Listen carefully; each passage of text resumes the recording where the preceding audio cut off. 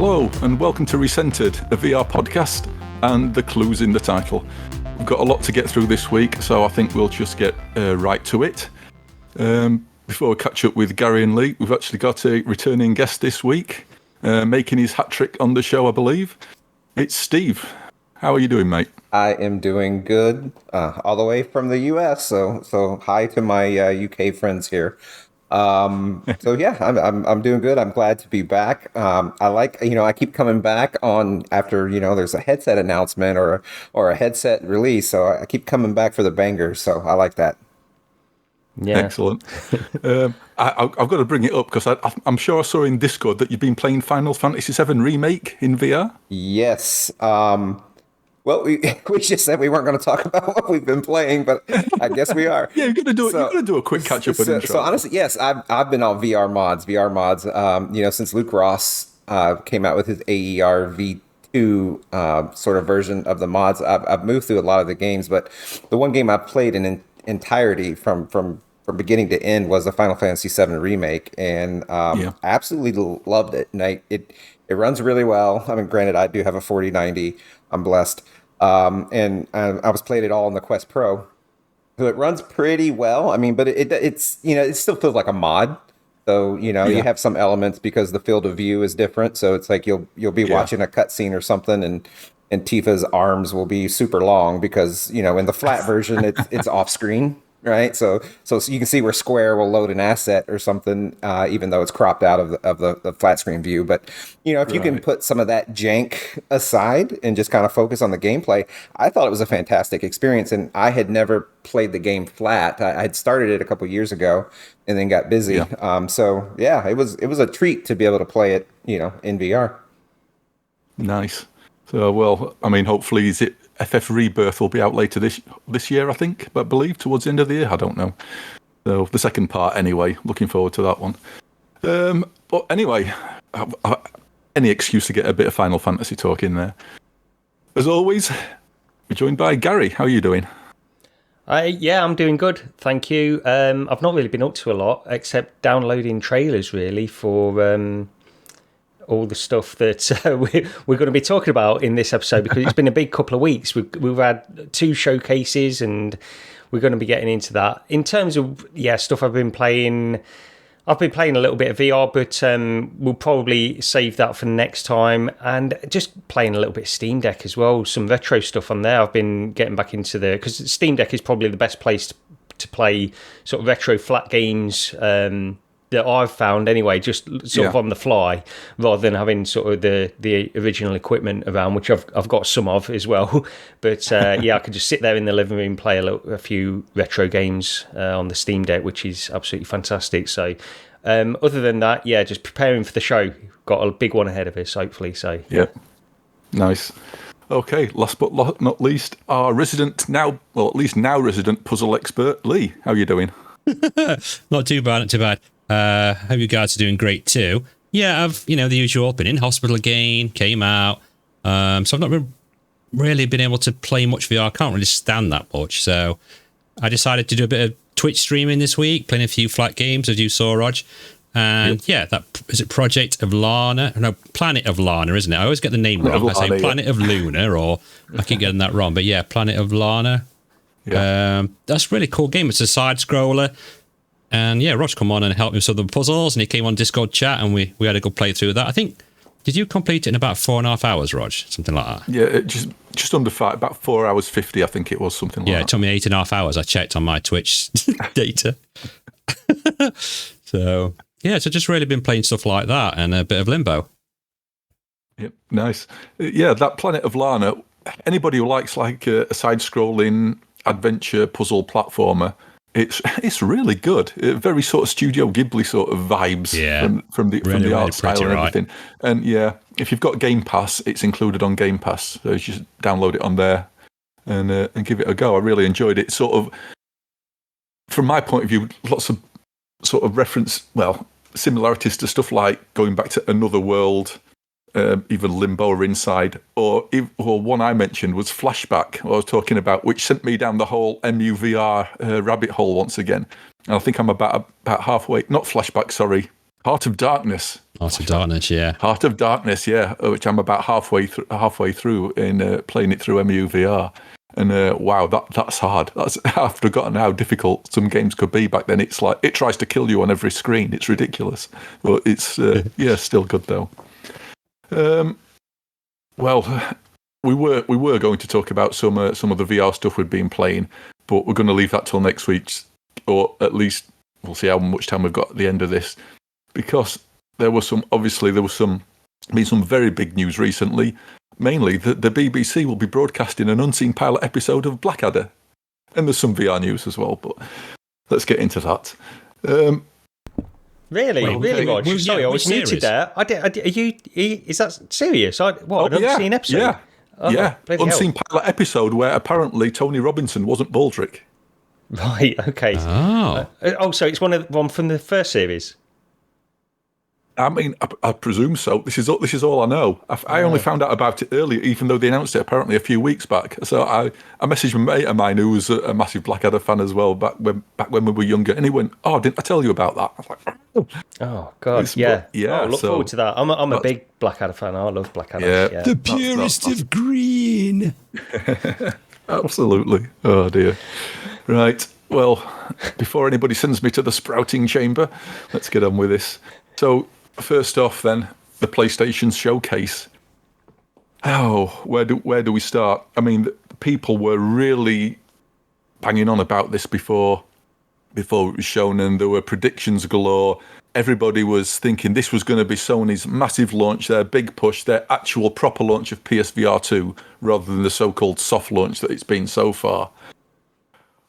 Does anybody want to start on this? Because I was a bit underwhelmed, I think, to say the least. I was hoping for at least just one big Sony exclusive, and we didn't really get it. I was hoping for more time. They put 10 minutes, if that, into it. There weren't even that. I don't think it was. It wasn't that, was it? No. It was something like 8 minutes or so, 8 or 9 minutes maybe. So I think that tells you everything you need to know about what Sony thinks of it at the minute, or they've just not got the games, but. We had quite a few launch games. We could have even gone through some of those in it, just to show people who were tuning in, predominantly just to watch the showcase for flat screen stuff. But, I mean, what do I know? I agree. So, it was underwhelming. And, I mean, even if you set VR aside, I just think as a PlayStation fan, it was generally underwhelming. And it's sort of, if it wasn't for the new Spider-Man game and the reveal of the Metal Gear Snake Eater, it would have been, I feel like the whole show, like for PlayStation in general, would have been a big fat F. So those two games kind of like brought it up to kind of like a C, a grade of a C sort of territory. But for the VR component, it was kind of, there was nothing in there. Don't really care much about really anything other than, I guess, they did confirm that RE4 was the full game in VR, which prior to that, even though we suspected it, that it would be the full game, they always use that wording like VR mode, like it makes you think that's going to be some sort of like wave shooter or something, with a Resident Evil skin. So at least we got the full game of that. Yeah, I think even people still debating that, despite the fact they've used the term mode before to mean a full version of. It's it confused me when it came out on the showcase, because I said that as well when I was streaming it. You're actually, now that you say that, I do remember that. I remember feeling Final confused Fantasy that it said VR mode, but they clarified it in a blog post or something that it is indeed the full game. Right. Yes, yeah. So yeah, you're right. Even the showcase didn't make it clear, the showcase itself, but the follow-up PR announcement did make it clear. But didn't that Final Fantasy game, when that had that VR fishing thing that they did with one of the Final Fantasies, didn't that just say VR mode or something like that? So that's why I thought there was a bit confusion around it. That game that was a separate purchase, right? It kind of took place in the Final Fantasy 15 universe, but it was a total separate purchase. Yeah, right, Monster of the Deep or Monsters of the Deep or something. It was terrible. Yeah. I mean, I'm a big FF fan, but that was just junk. It was awful. The problem with this is this was sort of the opportunity where you think that Sony are going to show their commitment to VR, and they didn't. They didn't show any kind of commitment to it, and you can understand and see games take a long time to make, and you think so maybe they're just not ready to show these games. They're not. They want to do this kind of marketing strategy where they're going to announce a game, then show it off in a couple of months or something like that. And fair enough if they want to do that, but to me, this is not the time to do that. I think they should have had like a. Because I cannot believe that they're not working on an Astrobot. It's such an obvious choice and one that everybody is crying out for. All they needed to show was a logo and 2024 or something like that. Even if it's not ready to show yet, give us something, because that marketing strategy of announcing something, then having it released 2 months later is all well and good. But in what we're seeing at the moment, and you only have to listen to like mainstream games media and stuff, the general impression from mainstream is like the PSVR2 is dying. So they needed to take this opportunity, in my opinion, to really just show that they are working on something. Yeah. And I mean, the argument is that it's only been out 3 months, and I understand that. And we've got Resident Evil 8, we've got GT7, which is fantastic for those 3 months. But in order to get people to buy it in the first place, they've got to show that more stuff is coming and that they are committed to it. And they really didn't in this. And I mean, I honestly think this was a pathetic showcase from Sony's point of view, and nothing against the games that are actually shown here, but Sony has nothing to do with them. So, I don't, maybe they're funding Resident Evil 4 from Capcom or something like that. And if that's true, then I think they should probably put their money in other directions as well. Because as much as Resident Evil is going down really well in VR, I think we do need other kinds of games as well. If they're not funding Capcom, and Capcom are doing this off their own back, then fair play, keep the Resident Evil games coming. But if Sony are funding them, then I think they need to do something else. But yeah, it just wasn't good to me at all, this one. No, it was definitely disappointing. I think some of the flat stuff was actually more interesting to me. I mean, FF16 was in there, which was no surprise because we knew it would come in anyway, and there's a demo out for that. And that, honestly, I think recently that's the thing I'm looking forward to the most. It's a flat, I mean, I still like flat games. I still play plenty of them, but it is annoying that there wasn't either just one Astrobot or Wipeout or just something, just one single title. Not what everybody were wanting, just one of, one of the games everybody was spouting about. And let me play devil's advocate, if you don't mind. What if, we're just too close to it, right? Like, I know, and I've been entirely wrong in this community I had a lot of hopes for PSVR2. And it has kind of been a letdown, right? I still think the hardware itself is good. I think and I think you mentioned this in past podcasts, Raj, where it's like you feel like the PS5 is holding it back, and I believe that to be very true. I think the headset is fully is good, but I know we see where Meta is going with the Quest and standalone, and I know all of us that have been VR since 2014, 15, 16, whatever, and we have our computers and we want the beefier content, and we were really we had a lot of stakes vested on Sony, and it just feels underwhelming to us. If average Joe PSVR owner, I don't know that our perspective is their perspective.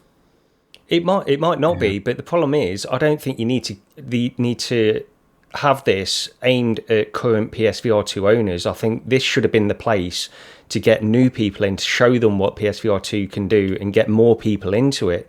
Because at the moment, as I mentioned, like mainstream games media, you read articles and you listen to podcasts from mainstream, and you've got these false numbers reported by Bloomberg that everybody seemed to jump on the mainstream games media, and they were false, and that gives this impression that it's dying. So to me, because it was a showcase and not just a what's the other one, the smaller one's called? I can't remember now. The State of Play.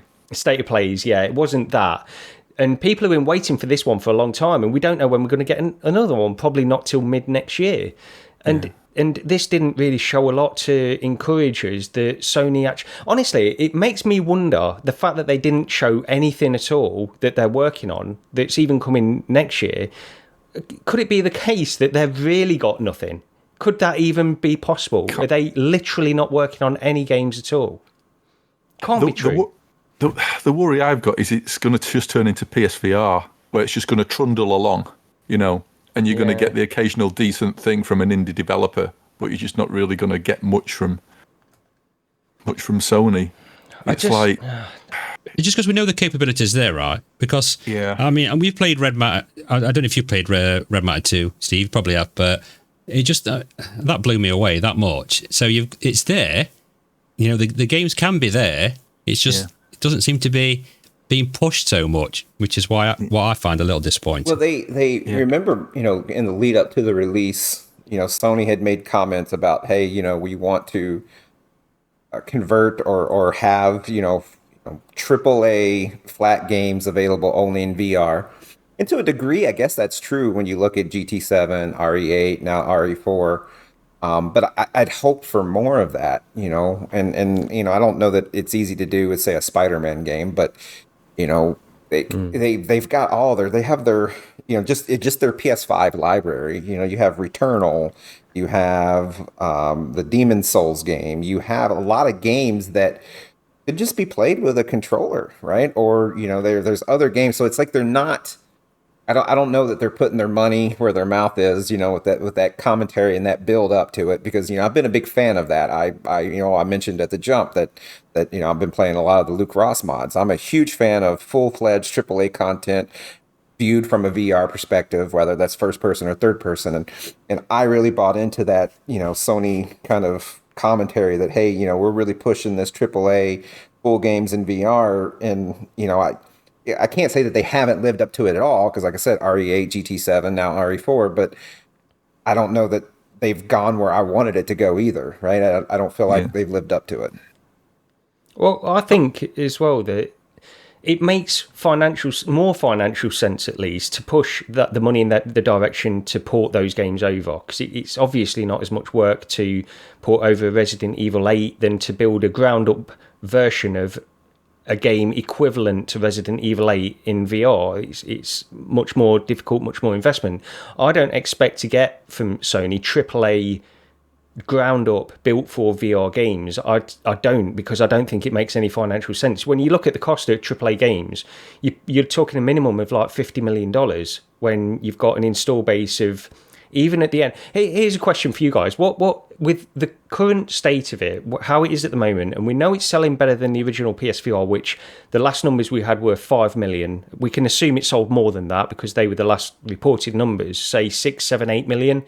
What are your best estimates on how well PSVR2 is going to sell in, say, 4 years' time? What? Because to me, I think the optimistic outlook is to say it's going to sell maybe 10 million. And if you look at those numbers, it doesn't justify $50 million investment in all of these AAA built for VR games. So Steve's right. I think Steve, I did tweet this, and I've stopped going on Twitter and tweeting stuff because I feel like I've come across as a bit snarky, and I didn't mean to do that. But Steve said when I tweeted something along those lines, he said that it's about the ports of the AAA games, and that does make much more financial sense. And if we could just get some of that, a bit more of that isn't, and I know Resident Evil was great, but I think they need a bit more variety in that as well. But they have the Ratchet and Clank property, right? That could play just like an Astrobot game.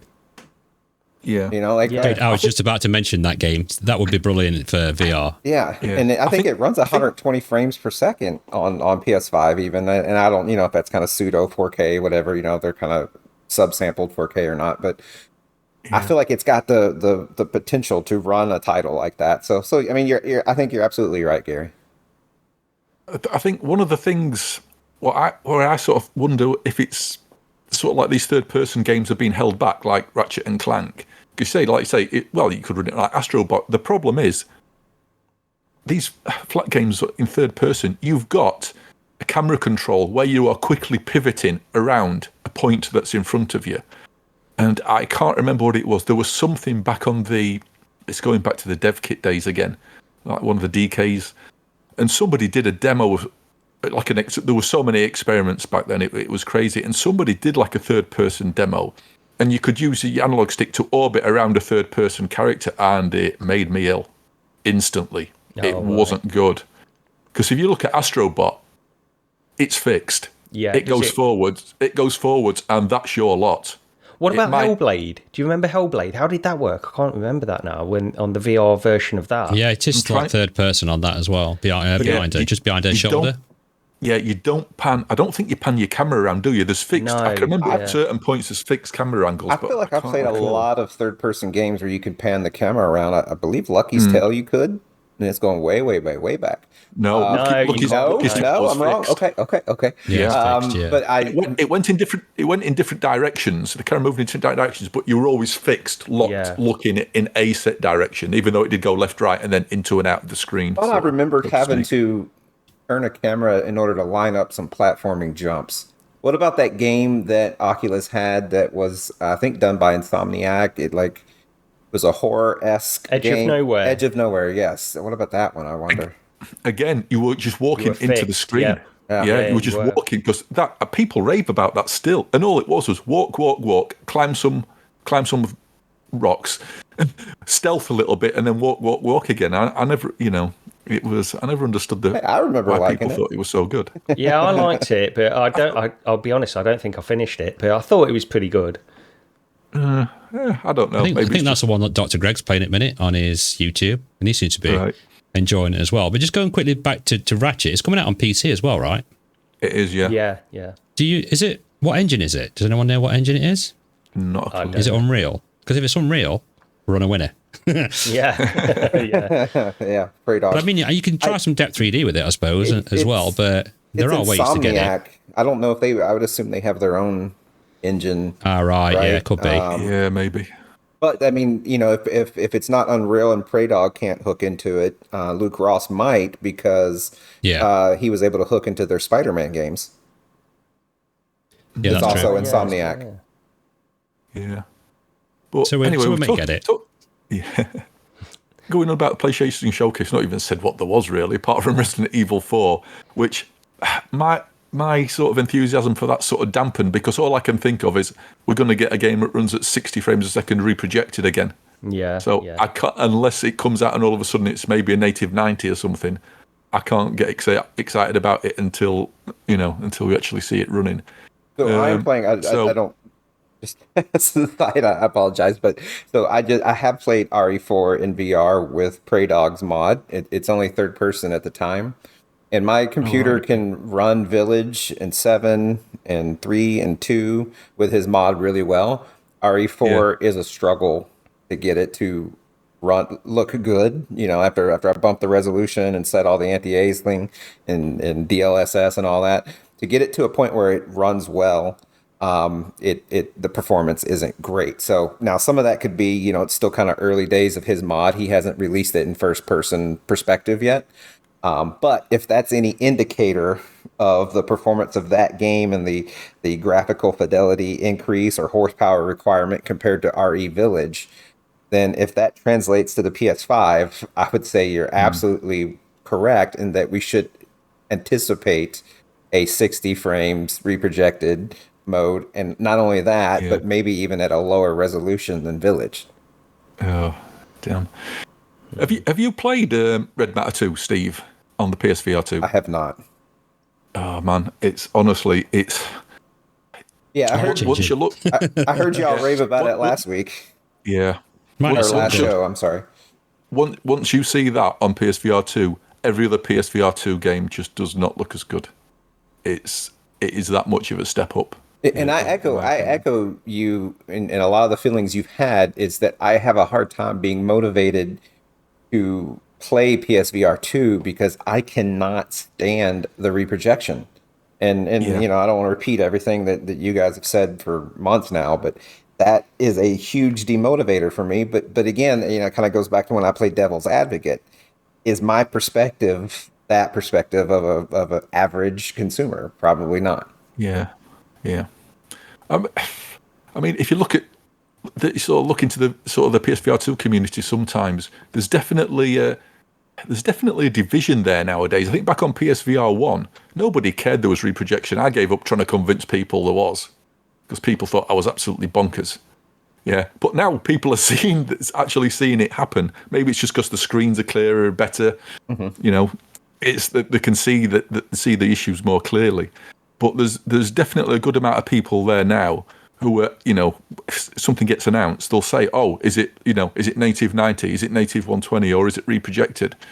I think some people as well are coming over to PSVR2 from Quest, and you know, Quest games don't look great, but they generally don't reproject. At least, so it might be more noticeable to people that are coming from that. Yeah, maybe. But anyway, just going back to the games, what was shown: Resident Evil 4, Five Nights at Freddy's Help Wanted 2. Anybody played the other one, or any Five Nights at Freddy's games? We played it on VR Roundtable, I think, Steve, didn't we? We got I remember briefly, it was fine. Like, to me, that's the type of game that just belongs on Quest, in my opinion. Yeah. I've got no interest in that one particularly myself, but yeah, fair enough. Arizona Sunshine 2, which seemed to upset a lot of people, even people in the PSVR2 community, given that it was a pre-rendered trailer. Yeah. And what's weird, we can talk about that in the meta one as well later, but it was pre-rendered, but Arizona Sunshine, I did like the first one. I've not gone back to it for a long time. I have actually installed it again just to try it, because in 2016 this was sort of the one of the best VR games that you could play at that time, and I don't know how it's aged, but I've heard bad things, so yeah, I'm interested to go back to it. I remember really enjoying it and playing through it pretty quickly, so I'm sure I'll play the second one. Yeah, it's co-op, right? The second one. What's that? Is it co-op? The second one? I don't know. The first one wasn't it? So I assume they'll. I don't know. I mean, you've got a pet dog. No idea. Anyway, next on the list we've got Crossfire Sierra Squad, which I'm sort of more looking forward to compared to Firewall, simply because this Crossfire is apparently native 90 FPS, so no reprojection. So I'll be quite interested to check that out. Synapse. This one looks a bit... what's that game? What was out recently? What everybody raved over? It was on Quest as well, and it's on PSVR 2. That roguelike thing. It was taken. The title was taken from that poem. Light Brigade. The Light Brigade. Yeah. Yes. I don't know. It kind of reminded me of that in its sort of starkness. It's I tell you, the actual gameplay does look pretty good for this one. Looking at the trailer, but it's a roguelike again, isn't it? Yeah. Probably not my sort of game, but I think if you like that Light Brigade, I think this is probably another one which you'll be looking forward to. Just clarify roguelike for people that perhaps don't know what it is. I mean, I kind of know what it is because we played Wandering in Space, right, where it's just a constantly the same kind of level. Yeah, so you've got roguelike and roguelite as a differentiation there. Yes, there is. So roguelike games comes from the original old Rogue game. It's basically you'd play a game and generally sort of randomly generated, and you play through whatever game it is, and if you die, that's it. Tough luck, you're back to the beginning again. It strips you of everything, and so what you learnt from playing it, the skills you actually personally learnt and how to play the game, that's what you carry through. You don't get anything in game. That's a roguelike. A roguelite is the same in the fact that if you die and then go back to the beginning, you might carry stuff over into your next run through the game, whether that's abilities, upgrades, some skills, whatever, or maybe even equipment. So you're talking Returnal. That's a roguelite because you do carry stuff. There is stuff that can carry over there. And that game that you like, Roger, on Quest as well recently. There's space, the where you're in the spaceship and you're going through again, and you carry skills and abilities over. What's it called? You know what? It was on PSVR 1. If it's the game you're thinking of, also. No, it's no, it's the new one. Is it not Stellaris? Is it now? What am I thinking of? Is it Ghost Stellar? Stellaris, the RTS one. Oh yeah, that's right. Sort Yeah, of it is. Yeah, the space Dude, one. that memory is terrible, and even I remembered that. It's a spin-off from Stellaris, isn't it? Yeah, that's right. Yeah. Is it Ghost Signal? Yeah. Ghost Ghost Signal, that's it. Stellaris Ghost Signal, that's the one. Roguelite. Yeah, that's a roguelite because you get experience points you can upgrade and put into your upgrades. Because with that many games pumped into our face, during these showcases, we can't remember none of others. Yeah. There's actually, I don't know if it's out or coming out, but some DLC coming out from that, some Fleet DLC or something. So I'll be jumping back free into DLC. That It was on the showcase, right? Yeah, that's right. It was on the pre-show. On the pre-show, it mentioned it. Yeah, so definitely be looking forward to that. It's one of my favourite games of the year on Quest, anyway. But then finally on the PlayStation showcase, it was Beat Saber. We Good knew. Old faithful. I mean, the good thing for previous players is it's a free upgrade from PSVR 1 to PSVR 2, including your DLC, so you don't have to buy anything again. I don't know if you've seen the subreddit, the PSVR subreddit on this, because there was a load of people, when it was released, there was a load of people complaining that the angle of the of the sabers themselves were off. So they gave it an update, changed it, and now a load of other people are moaning that they're off because you can't please everyone. I mean, the answer is to make it adjustable, innit? Don't just change it. Make the thing adjustable, because because some people are going to like it, some people aren't. But yeah, that's all there was for the PSVR 2 showcase, or the PlayStation showcase anyway, VR wise. Yeah, but it's not all there was, because we then got the Meta showcase. Or before that, I should have said, we got the announcement. Well, we got the official Quest 3 announcement, which we all knew it was coming, but they finally, didn't unveil that much about it. More news to come at Meta Connect. Still say that. We do know it's going to be 40% slimmer, double the graphics performance, better displays and resolution. No stats as of yet, although I think Brad was saying that from data mining, they reckon it's going to be something like, is it 2069 by 2200 or something like that? That's what I remember seeing. Yes, I remember seeing that as well. But it's not officially confirmed, but no, Brad's got a pretty good track record. Yeah, and they have actually said it's their highest resolution panels yet, but it just seems it's a slight bump up. Is that higher than the Quest Pro as well? It sounds like yes. Maybe, yeah. Slightly, isn't it, I think? No, I don't know, actually. I thought Quest Pro is getting on for 21's... I don't know. I can look it up. I'll stop putting these questions out. It's roundabout. Yeah, it's roundabout. For the sake of 10 pixels. Same sort of thing, innit? That reminds me of what Anthony used to say. Well, would you notice an extra 100 pixels? I don't think so. Oh, man. But yeah, full colour pass-through with natural depth perception, apparently. True touch controller haptics, which they've said in the blog somewhere, is basically the Oculus Pro controller haptics. What they haven't specified, because I'm sure, and somebody correct me if I'm wrong here, that there's 3 different haptic points in the Quest Pro controllers. Rings a bell, but I don't know. Which makes it so good. But they've not said how many there will be in the Quest 3 controllers, but it uses the same technology anyway. But yeah, more info at Connect on the 27th of September, and it'll be launched sometime during autumn. So, it could well be like pre-orders announced at Connect. Who knows? It will be for like mid-October deliveries start beginning, something like that, end of October, like they did with the Quest 2. Yeah. Now, the other thing what was getting confusing was these new controllers, because people have been arguing about whether they're going to be the old-style Quest 2 controllers or they were going to be the Oculus Pro controllers. People saying, oh, well, if you look at the leaked pictures, they're clearly Oculus Pro controllers. And then we got the news that they're not, because there's no tracking cameras inside them, even though they look like Pro controllers. And there's been massive speculation to this. I was going with the assumption that maybe the LEDs are still embedded in the controllers, but they don't need to see so many now so they can get rid of the tracking rings. Brad sort of said that another way of doing it would be to use basically camera trackings to track your hands to infer the position of the controllers. And my immediate thought was, they're not going to be daft enough to do that. And then literally today, we got the following, which is a post from Boz. And he's basically said for Quest 3, they won't have a large tracking rings. That have become commonplace in most of the devices. Instead, a cutting-edge AI model can estimate their position in 3D space accurately enough that tracking rings are no longer needed. So this seems to confirm that they're basically using cameras to track your hands and the controllers with no LED controller tracking at all. This might... Well, the problem here is that Bloomberg guy, which, if you've seen, somebody from Bloomberg apparently got hold of shall we say, an unofficial demo dev kit.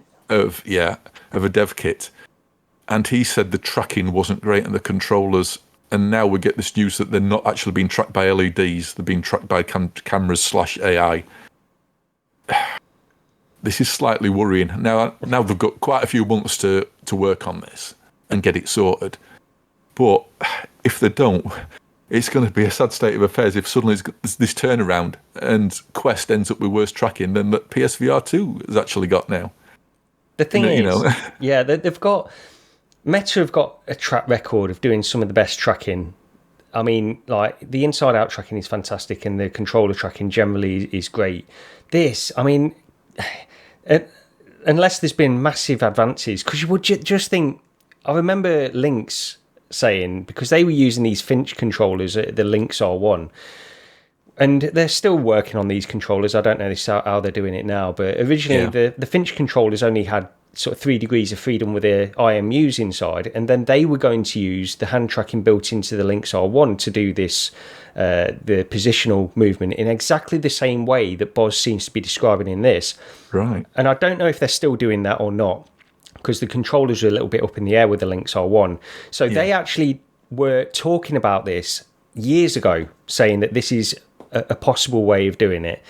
I don't know. To me, it doesn't feel like it can work, but who knows? I mean, I'm willing to give them the benefit of doubt simply because they've got a good track record with tracking overall. But yeah, I've got to be honest. If this feels like a downgrade from the Quest 2 tracking, for the controls at least, then... Yeah.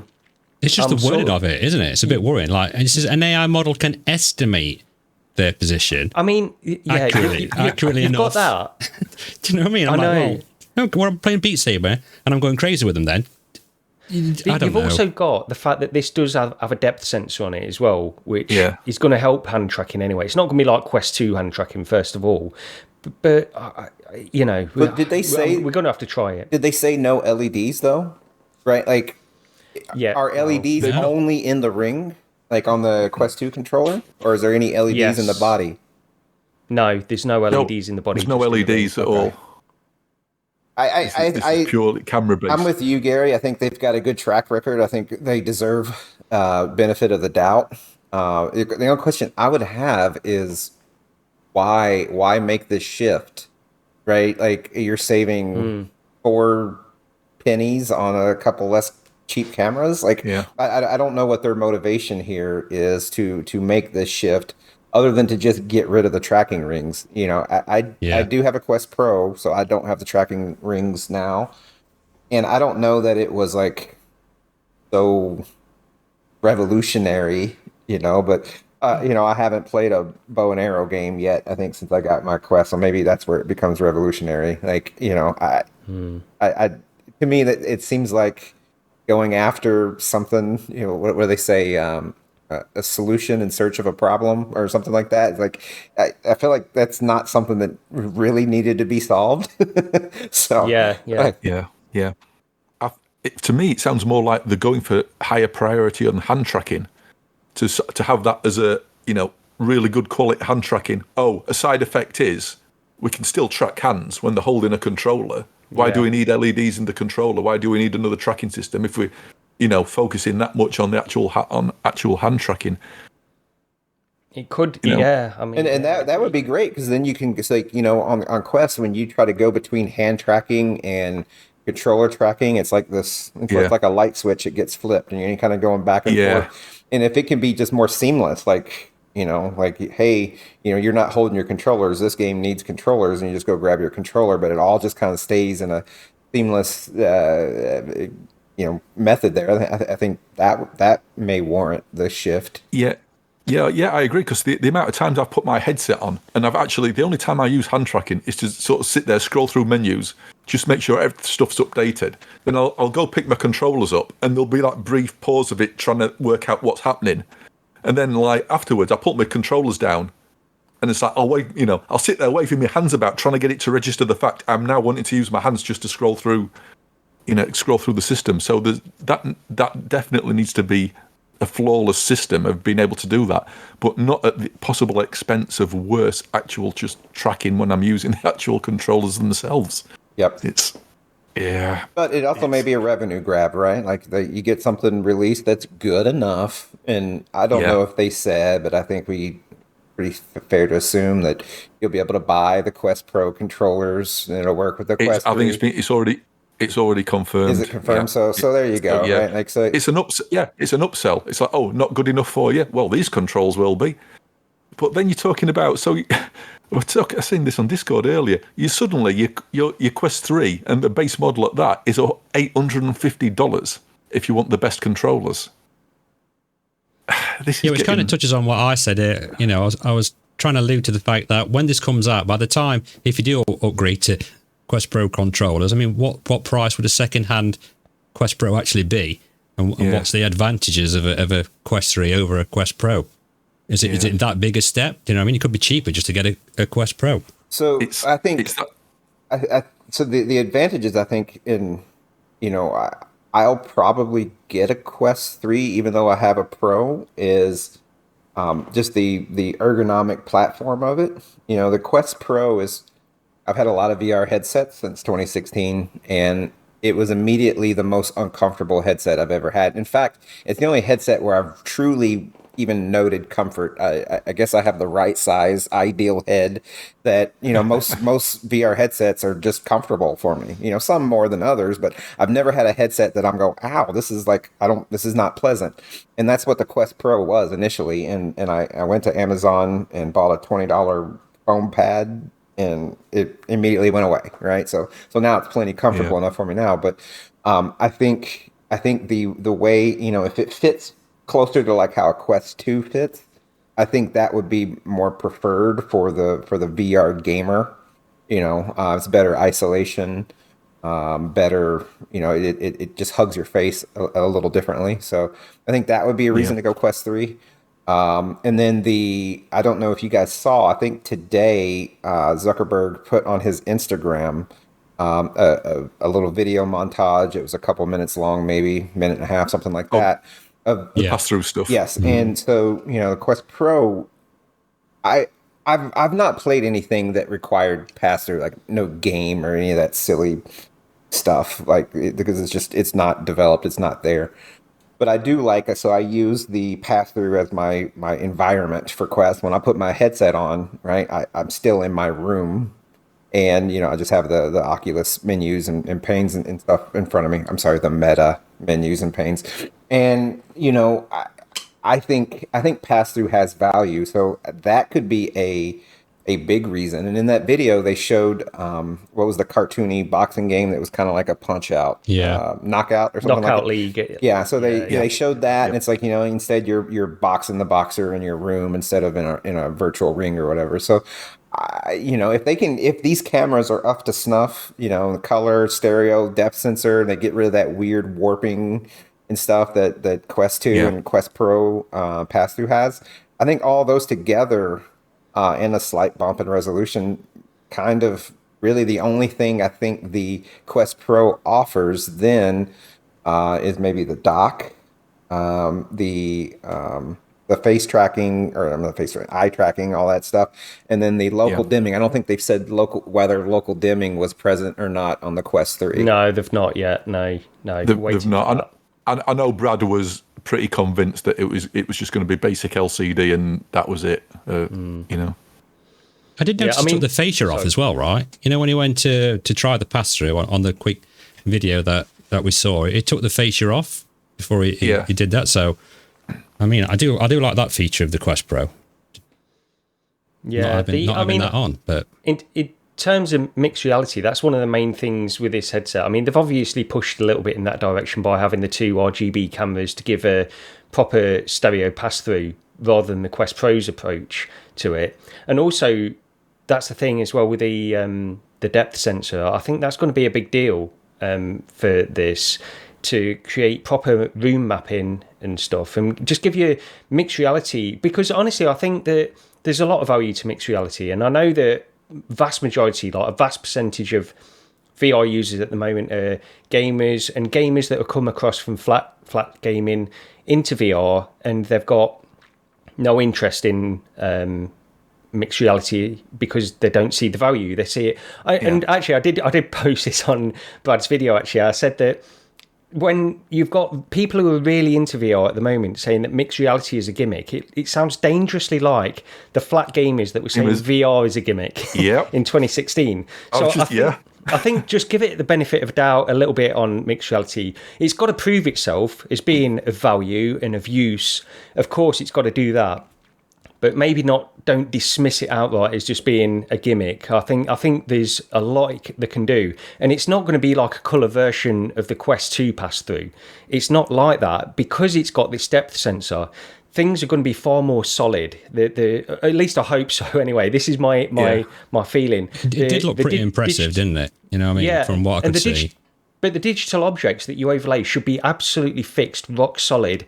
Rather than with a Quest 2 pass-through, you've got this slight sway as you move around the room, if like the Guardian, or if you are playing a pass-through game, like I played Blast On the other day. And as you move your head slightly, you've got this slight sway because things are not perfectly aligned with your real-life room. And it's incredible what they've achieved in terms of tracking on the Quest 2 with those 4 cameras. I mean, I think it's, when you really think about what those cameras are actually doing, it's incredible. But with a depth sensor, it's going to take it to that next level. So, yeah, I've got a lot of hope for mixed reality stuff. But maybe not gaming, but maybe that as well. So it's not just the depth sensor, the pass-through or stereo cameras, right? Yeah. Yes, they are. Yeah. But the depth sensor not to create the depth in the actual display, but just to map the room correctly and give you a better tracking. It will work with tracking as well, and also create an occlusion mesh for your room as well. So I think that's massive value for mixed reality stuff. So in that video Zuckerberg put up, they showed, so I forget the word used, co-present, but Boz enters and they play some stuff I turned off when Boz entered. And it's kind of like and I actually never played it, the Space Pirate Arena, but they were each wearing a Quest 3 and they could see the same objects, and everything I guess would be synced up in each display, in each person's perspective. And they had some tanks that they were driving around on the floor or whatever. It looked pretty juvenile and trivial. But then in some other promotional material, I think I've seen what looks like a Demio, like a tabletop. Yeah, it is. And so that's kind of getting into that links and all that type of capabilities. And I think it would be cool if I could play like a Demio with one of my kids, and we're at our coffee table or whatever in our living room. I think that would be pretty enticing. Yeah. I think this could end up doing what Tilt 5 wanted to do. Tilt 5, that's who I was thinking of. I said links, but I had Tilt 5 in my head. All right. Yeah. It's which just is oh god. Have you ever tried one, Steve? No. A Tilt 5? Oh, it's just don't. Yeah, just don't bother wasting your time if you ever get the chance. It's just that bad. Yeah, that's quite a good comparison actually, Roger, to it. And I never thought of it like that way. Because I tried the Tilt 5 at WSD, and I said it's basically, like a development kit. Whereas the Quest 3 did look pretty impressive with Demio on it. I suppose I'll have to wait and see. Gary knows I'm not really too keen on mixed reality stuff. But if they can improve it and bring things out that perhaps, I've not even seen yet, I just don't, it doesn't appeal to me standing in my room fighting a 6-foot octopus at the minute. So I just want to see different things brought into it. I can perfectly understand people, by the way, like who are just they're if you're a gamer, you're not necessarily into just other kinds of tech or anything like that. You want to play games, and I perfectly understand that kind of approach to this kind of stuff as well. Yeah. But it might still have some value, and it's a different. I'm hoping this is a different level of pass through to what we've seen before. And you mentioned links, and I do think when I tried links, that's the best pass through I've tried, and it was proper stereo, and it wasn't like warping, and it wasn't everything was the correct scale as well, and all these things make it a much more enticing experience, I think. So it's got to prove itself, as I mentioned, and it might come to nothing, but I think there's value to having it and giving it a try and seeing what devs can do with it. Yeah, it's added something else to it as well, right? And at the end of it all, it's adding that option of trying those things, which we've on the Quest 2 we've not really got. I've got a feeling there'll be stuff that comes along what will change people's minds, what would probably have uses we haven't thought of yet. And it's like, I was always sort of the opinion of what use is it? What's the point of sort of like AR for gaming and everything? And there was a couple of things that changed my mind. One of them I can't remember. The other one is that spatial fusion demo. What all things runs in a web browser, and which is basically that puts you inside a spaceship where your living room is the sort of middle of the spaceship. So you sort of see that as normal. I mean, this was only on a Quest 2, so it's all black and white. But one of the walls, call it my front wall, that was entirely removed, and you could see the cockpit of the spaceship there instead. Yeah. And my real wall, that's gone, and instead, past my real wall, there's the engine room. And it's like, that kind of blew my mind. It's sort of like, took away 2 walls and put virtual stuff there. And it's like, my thought was, wow, imagine if you had a multiplayer game where in those other 2 rooms, you had 2 other people. For them, they're in there. They were seeing their own room. Yeah. But because of the mapping and the depth sensor stuff, maybe it could sort of map out where there were objects in their room and then just replace it all with virtual objects from your own point of view. So you'd actually be seeing them in a spaceship where they'd be seeing them in their, but you'd be able to literally, I don't know. I think there's stuff what's going to come out which will sort of make people go, oh yeah, I didn't think of that. That's actually pretty neat. I think a few games are going to start working on it. I might have read today that, is it Broken Sword? Are going to be working on a mixed reality part of their game. And is this already out, Steve? I don't know. Did they try and do a Beat Saber thing where it's like going to be one of your walls would disappear in your house and all the blocks will start coming at you in 3D through the wall? Oh, they've got to do that, haven't they? I feel like I've seen that promotionally or something. Yeah, it's sure. Just a commercial, right? Like, PD mentioned it. I think it might have been on like one of the pro trailers or something like that. Yeah, but because I know somebody in Discord actually, it must have shown something like that because somebody said that's exactly what I want, because I want to be, if my kid's asleep on the sofa, I can keep an eye on them and just stand there while I'm playing Beat Saber. Yeah. Or I can make sure I don't kick the dog. But it's simple stuff like that. People who've got stuff going on around them, but still want to play something. Well, I mean, these big companies are trying to solve, right? That's one of the critiques. At a really high level that you'll hear of VR is that it's isolating. And, for us gamer nerds, that's what we want.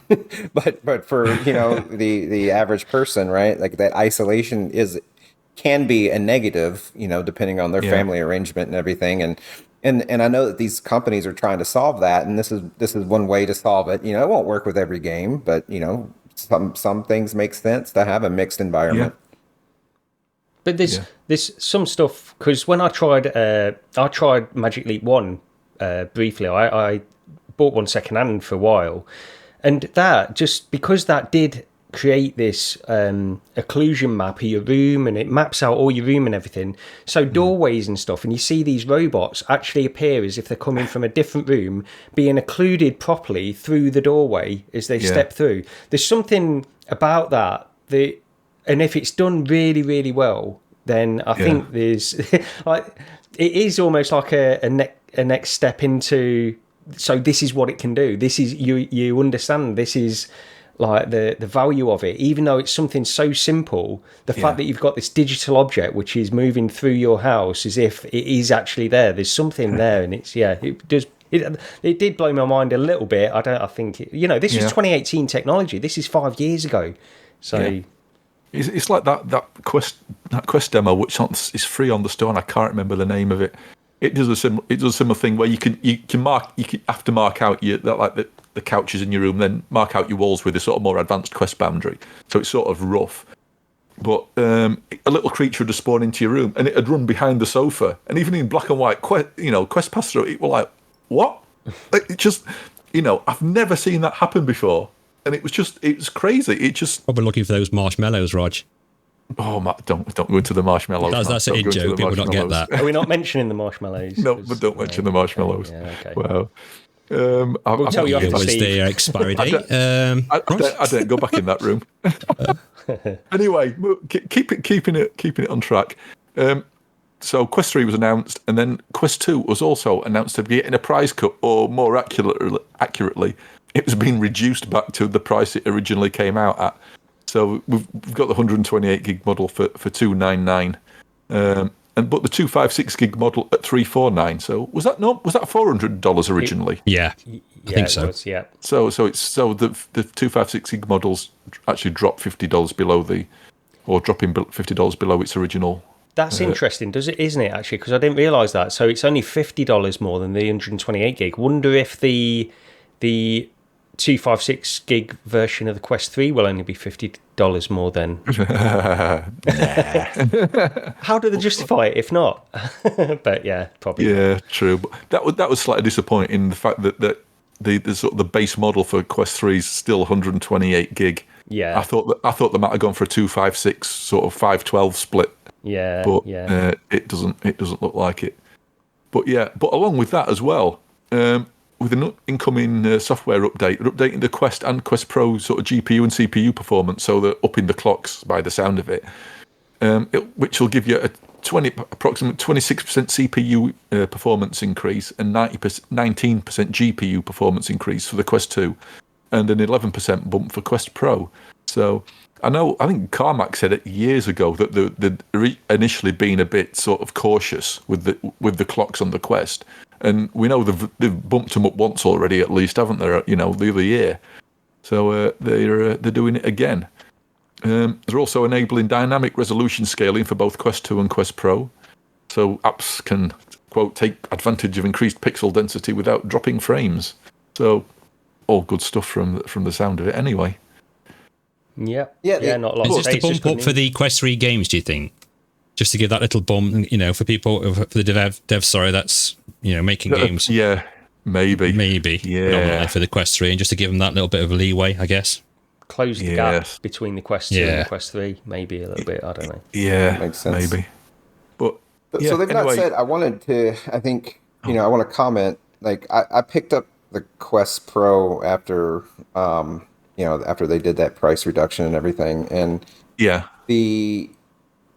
Lee, you had said something prior to that, and you had said, well, once you go Pancake, you don't go back, or something to that effect. And, I think, I significantly discounted Pancake lenses. So for those of you that don't have a Pico and don't have a Quest Pro, like when you step into a Quest 3 and you really get used to not Fresnel, Lee's absolutely right. It's hard to go back. Like, I absolutely love the visual fidelity of the Quest Pro. If the Quest 3 is a touch better or whatever, like I think that will be probably, one of the biggest bullet point improvements that a lot of Quest 2 owners will have. That I know Meta is saying better displays and yada yada, but it just seems like that's not talked about enough in the big messaging of this headset, and maybe they don't want to be too technical, but. That's my favorite part of the Pro. The Pancake lenses are fantastic. Yeah. 100%, definitely. I mean, especially like with my Pico as well, and I show people that, and it just blows them away. And then I go back to the Quest 2. For people that's not tried it, I think that's going to be the biggest wow thing for them, just to see how clear everything is. Yeah, I mean, I tried your Pico at the Retro Museum, and it was like it's not just is this clearer or whatever. You put it on, it's like you see it straight away. There's no ifs and buts about it. It's just clearer. It's not just it's like the edge to edge stuff as well. It's all clear. It feels like when I tried the Quest Pro, PD's Quest Pro, that was a thing. It felt so much sharper than Quest 2, even though the resolution's not that much different. Although I think the rendering it's slightly different because of the Pancake lenses anyway. But anyway, but that was a big deal. It was like so sharp, and the fact that it was edge to edge clarity, it felt like the field of view was bigger as well. And maybe it is. I don't know. I don't know if the field of view is bigger on a Quest Pro or not. But I think it is. I think. Is it? Okay, it might have been that then. But yeah, it felt it stood out to me immediately when I put that Quest Pro on. See, that's just reminded me of that. I mean, I can't remember the bloke's name, and I wouldn't mention it even if I knew it. But can you remember that post? don't know which video it was on, Rog, when someone were on about Pancake lenses, and then somebody said it's going to ruin the future of VR having Pancake lenses. Oh, God. Can you remember? Just like, why? Have you tried it? No. Well, then what are you on about? What was his reasons then? I can't remember. Was it on Beardo Benjo's video? It was one of his videos. I can't remember now. He started going on about how Pancake lenses are ruining and everything, and they're going to be awful and garbage. Well, I absolutely love them, so I don't, it's not ruined anything. Me too. From my perspective. I think he was trying. Right, that they do have their engineering downside. That they rob a lot of brightness, yada yada yada. But I think that was what he was trying to argue about the amount of sort of like light reduction through the lenses. Yeah, and claiming it would absolutely ruin everything. Yeah.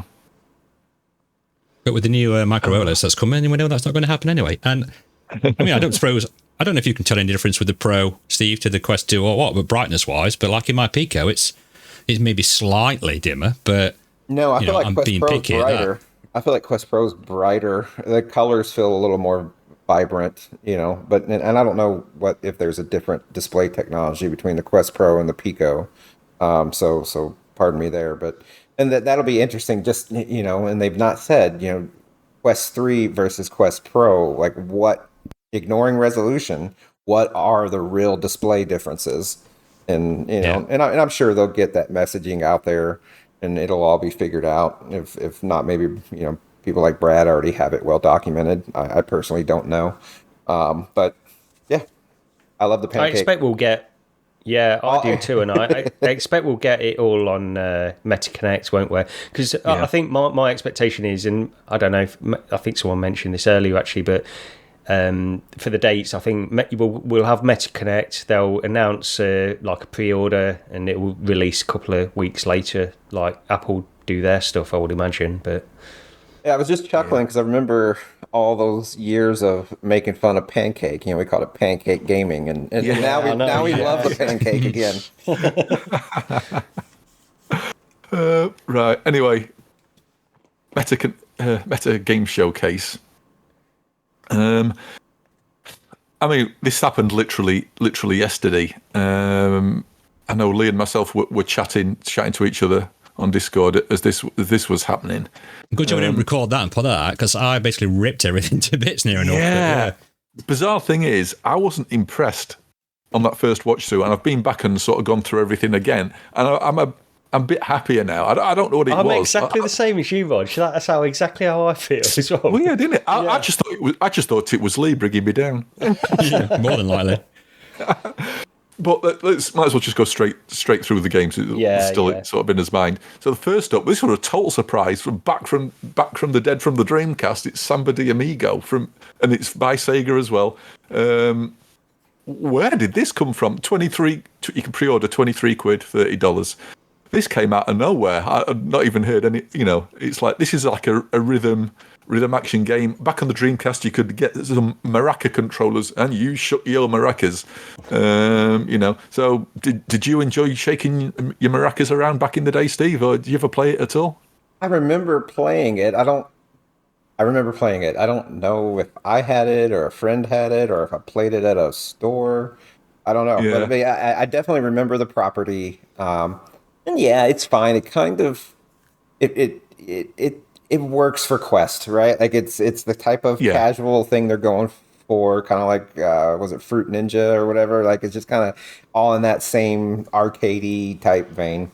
Yeah, it's fine. $30 US is a little overpriced for me. It'd probably be one of those things I'd try to get it for $10. But yeah. Yeah. I think it's the same with me. I'm sure I've played it at some point in the past, and I've probably mentioned it before, but I did have a friend back in the day who had he used to have import consoles before they got released in the UK, when there used to be a bit of a gap between the UK and like the US or the Japanese release. I'm sure I played it back then, but I can't remember. I don't know. Yeah, it looks like the sort of game that if you're the sort of person who might throw a headset around at a party or something, then I'm sure that's exactly who it's aimed at, all the young kids. Lee, Gary, Either of you play this at all? No, I've not, and I've got no interest in this one. Yeah. No, yeah, it's not really a thing for me, I don't think either. But maybe, it's more aimed for the younger generation to play things like that, I think. But it is. I mean, very colourful, very, it's kind of like that. Yeah, So I mean, I thought it sort of looked all right visually. So.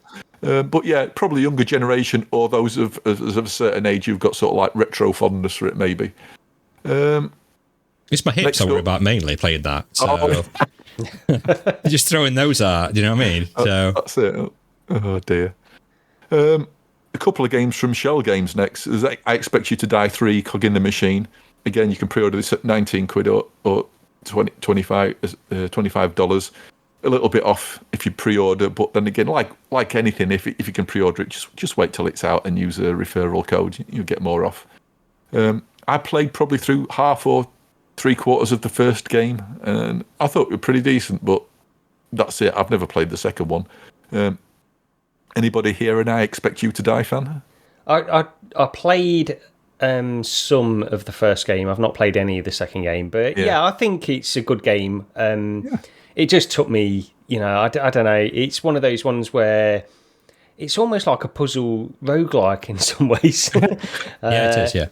But of course, once you know how to solve the puzzles, then you can sort of rattle through it. And I thought it was good. It certainly didn't strike me as being anything other than great. And a lot of people love this one, so it's good that they're still working on it. Yeah, no, they're really. Yeah, I mean, I only played the first one. It really well made. A nice sense of humour, sort of almost Austin Powers-ish sort of thing going for it. Maybe, I don't know. But yeah, it's basically puzzle. You sat in a fixed location on each level. And you're trying not to die. I think I think the very first one you were trying to drive the car out of the back of a plane, if I recall. Yes. And basically, so there was a laser eye scanner which actually sort of killed you. There was all sorts of other things like poison gas filtering in, so you had to, make sure you if you crank the window down to grab an object outside, you have to crank it back up again. That's that sort of thing. Basic sort of, sort of retro spy type thing. This Yeah, sorry, I was just going to say as well, I remember this developer, the guy who is sort of the head of Shell Games, he was, what's his name? Jesse Shell, I think is his name. Something actually. Like that. Yeah. He did this blog post years and years ago where he was talking about the rules of creating VR games. And for anybody that gets motion sick or anything like that, I Expect You to Die is sort of really, really designed for people of that disposition. Because he had all these rules where don't have any kind of artificial locomotion, any kind of that stuff. So within all these scenarios, at least the ones in the first game, maybe he sort of reduced them a little bit in the second game, you all sort of sat in one position, and everything is around you within arm's length. But there's a lot of variety there, and he did a lot with it. So I was quite impressed with the game design of this one more than, because I didn't finish it, it didn't grab me. But I know, again, a lot of people did really enjoy it. So yeah, but yeah, if you're prone to motion sickness, or if you want to show somebody VR for the first time, excellent choice, because you're not going to make the mill. I got my daughter in on this. My oldest daughter, and she's not really been a big fan of the Quest 2. She hates it. But I'd recently picked up the Pico 4, so I was like, a friend was there. I said, have you seen VR? She's like, no. So I thought, right, I'll put I Expect You to Die on. And they both sat on it until the battery went flat. So that goes to show you, I mean, they love playing that. I mean, I played the demo of the second one. I put a video out. I think it's one of my most watched videos, which is weird. But yeah, they played something like 2 or 3 levels of the first one, and they really enjoyed it. So it's definitely beginner friendly.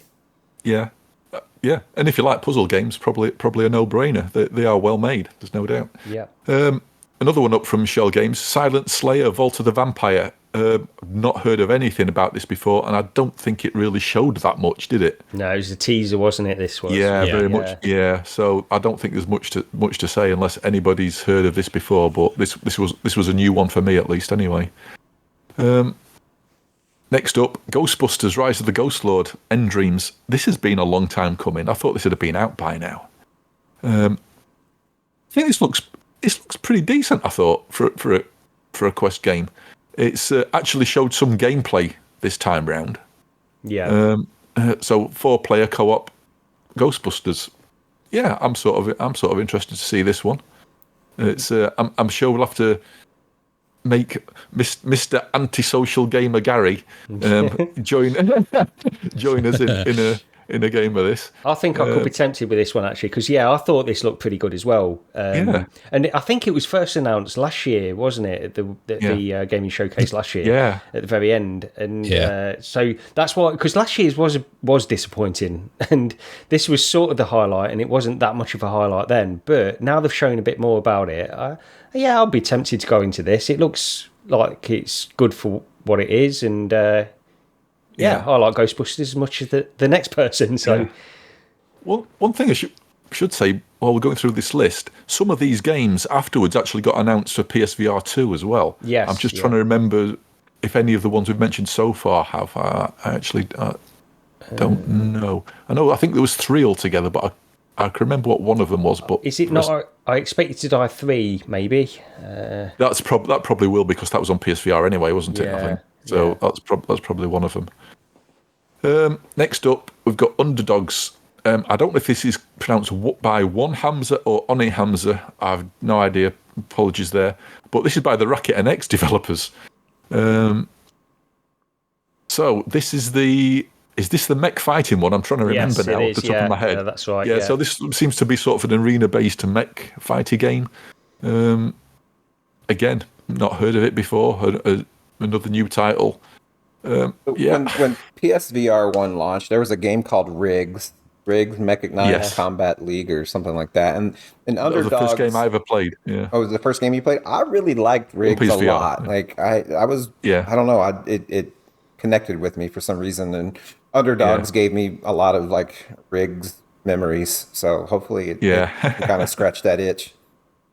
Yeah. Riggs was the first PSVR title I played, because I went to a Sony event before it actually launched. There's a big shopping centre over here called Meadowhall in Sheffield, if you've ever heard of it. But Sony basically booked out 2 entire shop fronts and took over inside, cleared them all out, and had all these. You had to book like weeks in advance. But I managed to get a spot, so that was the first time I ever tried PSVR. It was you sort of random what you got to try. Riggs died. Was it free? Was it free, Rog? Yeah. Do you know the local game? I can say them now because they're shut down anyway. They wanted to charge £5 for a 5-minute go when it first came out. Yeah, they did here as well. Yeah, that's right. Yeah, just for a demo of it that they're going to sell. They're demoing a product that they want to sell, and they're charging you £5. Charge money for it. Yeah. No, this was free. There was just limited spaces, and as long as you'd booked a slot, you just turned up and you got to play. So I remember there was a massive. It was probably my most popular post I've ever put on Reddit, because I did a big write up afterwards of it. But one of the guys on the door there was talking to me about the DK2 while I was waiting to go in. He's going, I got to try this at a trade show. I got to try Alien Isolation. I went, oh yeah, I've got a DK2. So going into this Sony thing to play their thing, and the Sony guy stood there raving about the DK2 and Alien Isolation. It's quite funny. But yeah. Interested to give that one a go when it comes out. Wait, people on Reddit are nice? It was a smaller VR community back then. Right. I know they're not too keen on certain people when they post things, are they, at the moment, the VR content creators as such, but we're not going to that. Yeah. But next up, we've got Resolution Games with Racket Club. And this is the one we've mentioned before, isn't it? The tennis game. We briefly mentioned this on another one. Yeah, we did, actually, yeah. And this looks like it had been developed by the people who did Blast On, in that you stood 10 foot away from somebody else. Yeah. And just hitting a ball. It's like, these courts look really small. So I don't know if you guys have this phenomenon, but here in the States, there's this kind of tennis derivative game called pickleball. Do you all have that going on over there? No. I do know what you mean, though. Yeah, I've seen people playing it. I know what you mean. Pickleball is blowing up, and people are posting about it, and it's it's all the latest craze. So it almost feels like it was inspired by pickleball a little bit. Oh, no, I've not heard of that before. Must admit. It does look, because the courts go from. Oh yeah, so it looks like you've got like a double size court and then a singles, which. Yeah, it does have that kind of blast on kind of feel. You feel like you're almost just very slightly further away from the players you are in blast on, really. It's that police squad old joke, isn't it? Again, behind where they're crouched down behind the dustbin shooting at each other. Oh yeah, just a few feet away from each other. It's But I just anyway, had visions of that. Was it Wii Tennis? Can you remember that back then when you're? I think it might be Wii Tennis, where you're smacking the ball at each other and it's going like 1,000 miles an hour. You just keep hitting it back to each other all the time. I don't know if I ever played Wii Tennis. Yeah, I played Wii Tennis quite a bit. Yeah, I played. When you both stood at the net, you're both going and you're smacking the ball back at 1,000 miles an hour. I just thought, I wonder if it's going to be like that. Just like Ricky. Yeah, I don't know if that was Wii Tennis from my memory, but it might have been. I'll try and find out what it is if I've got it wrong, and then I'll drop it in the comments somewhere. Yeah, might have been. That's what it'll be like when you play online, Lee. There'll be some 8-year-old that attaches their controller to a ceiling fan to beat everybody online. Yeah. Oh man. Next up, then, Vampire the Masquerade Justice by Fast Travel Games. I don't know much about Vampire the Masquerade apart from I played the very first computer game of it when it came out. I mean, decades ago. And that's about it. I've not played any other game since, so I can't remember much about that. Yeah, I thought it looked a bit sort of generic. I don't know. A little bit. I think this one, I like. It looked a bit stealthy to me as well, like that kind of stuff. And I like Thief. It just gave me Thief vibes. I know it's going to be nothing like that really when you're playing it, because you're playing as a vampire, of course. But it just had a little bit of that for me. And I thought this was one of the ones I was most interested in. But I need to see a bit more about it, honestly, because I don't know, like you, I don't know anything about it. So from what I recall, the voiceover was trying to sort of almost give your character some sort of morality behind their actions, that you weren't just like a bloodthirsty vampire going out and killing people for no reason. But I mean, talking about Thief though, I mean that would be my dream stealth VR game, the original Thief of the Dark Project. Yes, that was so good. Did you play that Steam game? There was one that was based on it. They sort of rebooted it, didn't they? Oh no, the actual VR. There was actually like an indie dev who did. No, I never got round to it. I know what you mean now, but I can't remember. Unnightly, it was called Unnightly. Right. It was for an indie dev working on their own, and they worked on it for quite a few years. And I'd recommend you giving that a try, because it is definitely the closest we've come to Thief in VR. You know, it's not by no means perfect, but it's got all those water arrows and stuff like that where you have to extinguish the flames and stuff. Yeah, it's got all of that in there. So it's good, worth looking at. For anybody who's thinking we mean the more recent Thief one, we're talking about the very original Thief game. Yes, not the reboot that happened sort of many years later. Next up, another one we're going to have to drag Gary into is Dungeons of Eternity by Othergate. This is sort of more cartoony looking dungeon crawler roguelite by the sounds of it. And it gave me slight Unity Store asset vibes, I must admit. But I'm still sort of interested in it because it also made me sort of think of the quests in Rec Room and how much fun they were. So if they can sort of evoke those sort of feelings while playing it might be okay. 3-player co-op dungeon crawler. This is one that we both sort of agreed that we were like, oh, this looks quite interesting. You have to get the atmosphere, like you say, if to get the atmosphere right, to get the music right, it could be quite immersive to be in there with 3 of you battling all that. Yeah. It doesn't look like it. It looks like something that a quest will happily and easily run. It's not going to struggle, or you wouldn't think so anyway.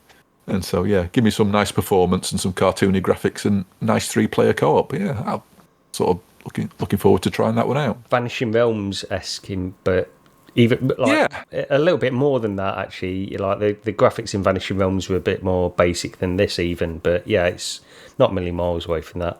Yeah, I'm looking forward to that one. Now, this absolutely boggled my mind when this next one turned up. Vertigo Games and Seventh Guest. Yeah. At least I put down is it Vertigo Games? Have I got that right? Yeah, it is. Yeah, you're right. It is, yeah, it is. So, the Seventh Guest, which I still have a copy of on CD-ROM. This is mind-boggling. This came out around the same time as Myst, and this is the sort of CD-ROM puzzle game I did actually like back in the day. I wasn't a fan of Myst, but this one, I think everybody I knew played this one. And again, it's one of those very early CD-ROM games. Now sort of remastered and in real time, but with apparently volumetric capturing for the actors in the game. They're not doing like, normal sort of models. They're volumetrically capturing the actors and placing them in the world, apparently. My mind was blown when this was announced. This came out of nowhere. It's like, this is decades old. I guess you guys must have played this at some point, the original. I didn't know. I remember seeing it in magazines constantly when it came out, but no, yeah, I'm saying I haven't either. And then like Roger's excitement was like through the roof. I'm like, yeah, it kind of rings a bell, but don't think I've played it now. My mind is, Steve, help me out here. No, so I'm not going to be able to help you. So I grew up very low income, and we could not have a computer. So I was NES and Super NES and stuff. So during those days, no computer for me. And look at me now, I got a 4090, making up for lost time. But I remember the branding of this. And so it's like when they flashed and showed the logo and stuff on it, I'm like, I know this was an existing property, and so this might be that and a game a little further down the list. This might be the one that I like the most, or that I have the most interest in from the showcase as a whole. Right. Yeah. I say back in the day, this was one of the. I mean, this must have been one of the very first games I ever bought on CD-ROM, along when I got a CD-ROM drive. Probably. This was, I remember going to there was a local computer club that used to happen around here, I think behind a local branch of MFI, if I recall correctly. I say computer club, it was more of a piracy centre. Yeah. But, this was a time where people had Amigas and STs, and there were one or two people had turned up with a PC. And that was the first time I ever saw it, and this was mind-blowing for back in the day. It was shocking. It was a step above. This is one of... Sorry, this is just looks like, looking at the trailer, it looks like one of the ones where even if it wasn't based on like an old IP or something like that, just the trailer itself looks good enough to me anyway. And I remember Seventh Guest like really clearly, just as much as Mist, but I never played it. But it was always in magazines, and I didn't. When did this? I shouldn't do dates because I'm no good at them, but it's probably about 93 anyway. And I didn't get a PC until 95, so... It was 1993, I made a note of it actually, 1993, Trilobyte software, Yeah, and it was one of the ones that I would have seen in... Because I used to buy PC-based magazines before I even had a PC, because I wanted a PC. So I would have seen it in there, but yeah, I was stuck on my Amiga. Of course it didn't come out on the Amiga. No, anyway, it was CD-ROM on, I don't know whether it came to CD32 or not. Maybe it did there. I've absolutely no idea. Yeah. But I was 96 as well, Gary. Sorry to interrupt. Yeah, when I got my first PC, I was a year after you. But just for the random fact, when I was sort of like looking, going on a bit of a retro jaunt on Seventh Guest earlier, apparently Bill Gates once quoted this as the new standard in interactive entertainment. So, wow. Apparently he did say that, not unlike the 640k quote, that there's actually no proof. But so Bill Gates, famous for his gaming knowledge, who once quoted that Fusion Frenzy was his favourite game ever or something. Okay, moving on. And Arizona Sunshine 2 again. So yeah, again, another one. Pre-rendered footage. Didn't you guys think though, when she was talking, the presenter who was sort of introducing this, she was saying, you've already seen this is a pre-rendered trailer and we're here to show you Arizona Sunshine 2. I thought we were going to get some gameplay then, but it's pre-rendered again. Do you know, somebody pointed this out as well, because I don't know if you noticed, they tried to do a Lord of the Rings joke where the guy goes, it still only counts as one, which was Gimli talking to Legolas in Lord of the Rings when he kills the elephant. But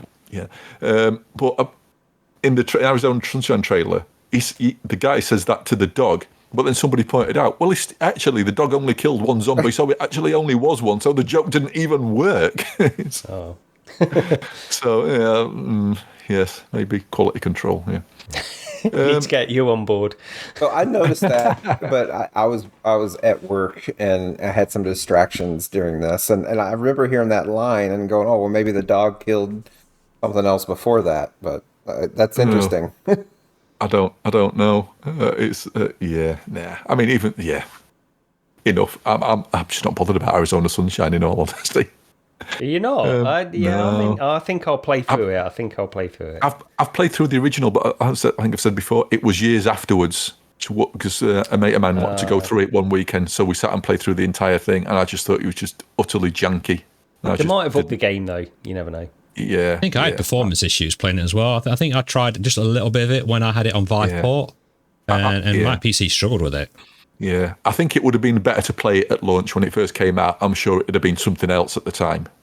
Because there had been I remember thinking so. it was amazing at launch. It was like, oh, this is well, honestly, like at the time, so much that 2016 and early 2017 was like, oh, these are the appetizer to what VR is going to be like in 5 years. Okay, so Arizona Sunshine is going to be like what a real Resident Evil would be. And you know, and so I don't know if my memory of it is based on I was projecting from it. I was like, okay, this is what this can turn into, and this is why I liked it so much, or did I just like that experience itself? I think we're just so starved back then as well. That's the thing of anything like single player or even co-op like this at that time. And let's not forget, Steve, we awarded it VR Roundtable's Game of the Year in 2016. Did we? Wow. Yes, we did. Yeah. And Anthony didn't agree with that, by the way. Well, Okay. we know the sensible one was then. Well, no, it could have been another Fisherman's Tale this year. Anyway, Yeah. Oh yeah. Next up, Stranger Things VR by Tender Claws. We've known about this before. You can pre-order this now for £23. But again, wait until there's a discount. Till you've got a referral code. Sorry. Sort of looks all right. It's very red, from what I recall seeing of the video. Yeah. yeah. Yeah, it's very I was a bit disappointed. cartoony, kind of looked like a Borderlands type art direction. I'm excited. I don't know if I'm excited because I'm just a fan of Stranger Things, or you know, like we'll see. That's the only reason I think I'll play it, is the fact I really like Stranger Things. But you're playing the what is it, Vecna? Is it? Vecna, yeah. This is the weird thing, because you've sort of technically got to lose. Well, I mean, what are you going to play as 11 and then do mind control? How do you do mind control in VR? Yeah, You know, that's true. so I think I would be, and I don't know, maybe you guys know, but yes, you play as Vecna, but is it like, did the writers of the show like sign off on it? Can you know, it's obviously not canon and part of the main storyline, but can we take this Vecna experience as, you know, kind of what it was like? You know, like, is it true to the plot? Like, you know, I imagine they're not going to really draw from it in the upcoming season whenever that comes out or anything. But like, I'd just be curious, like, is it co-signed by the creators of the show, or do they just sign a license deal, give us a few $1 million and go away?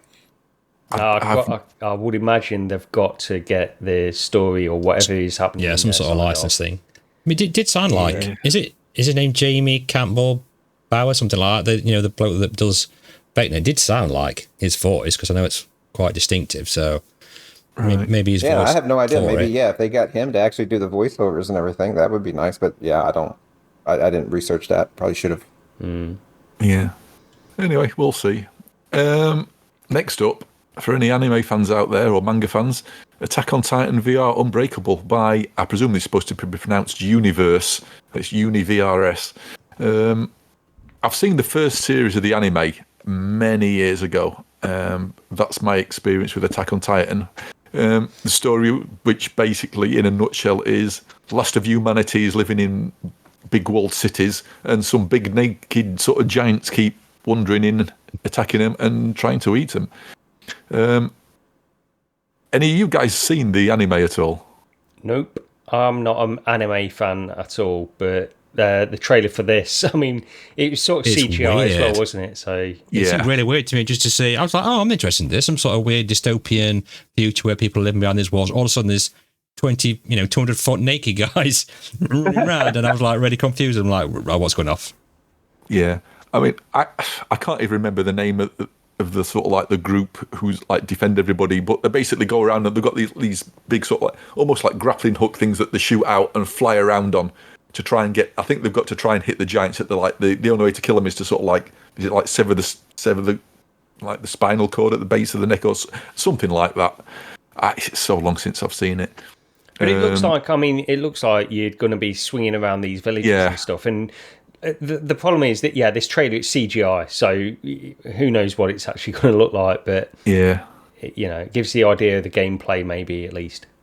But, I'm going to say it's another wait and see one, isn't it? Yeah. The next one I'm actually quite looking forward to. Bulletstorm VR by People Can Fly. This is also on PSVR2. This is one of the PSVR2 ones. I played this, good grief, it's years ago now. Basically, first-person sort of sci-fi shooter, and it was rather good at the time, had some big set pieces in. I might have actually played this after I first got a VR headset, because I'm pretty much sure at points it was one of those games soon after where I thought, oh, wow, I wish that was in I wish I could play this in VR because that would look amazing because of the scale of what was happening. And I think this might be a really good one.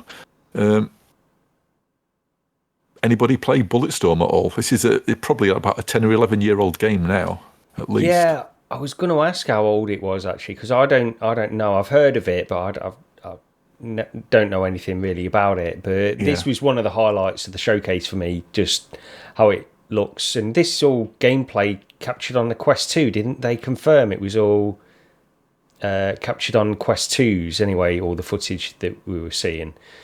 I saw people saying that, but I don't know. This doesn't look like Quest 2. That's the thing, because this is coming out on Steam as well. And you mentioned PSVR2, so I don't know. We'll see what it looks like on the Quest. But either way, I think I'll probably try and get this, because it does look good. It does look really good. And I'll be interested in this, but it might not be one I pick up on Quest. It might be one I pick up on Steam. Yeah, the environments look good, didn't they? I mean, the environments look quite big, open, expansive. Kind of got a bit of Doom vibes to it. Some of the enemies in it. I mean, it basically looks like they've taken the old assets and plonked them into VR. It's I played this. I played this years and years ago, but I think I've got a feeling I played it on PS4 as well, because I think it might have been given away as 1 month on PS Plus. So I think I might have jumped onto like the PS4 version of it, and it still looked great. Years afterwards, it still looked good. So I'm really looking forward to this one. It's a proper developed, full on AAA sort of flat game.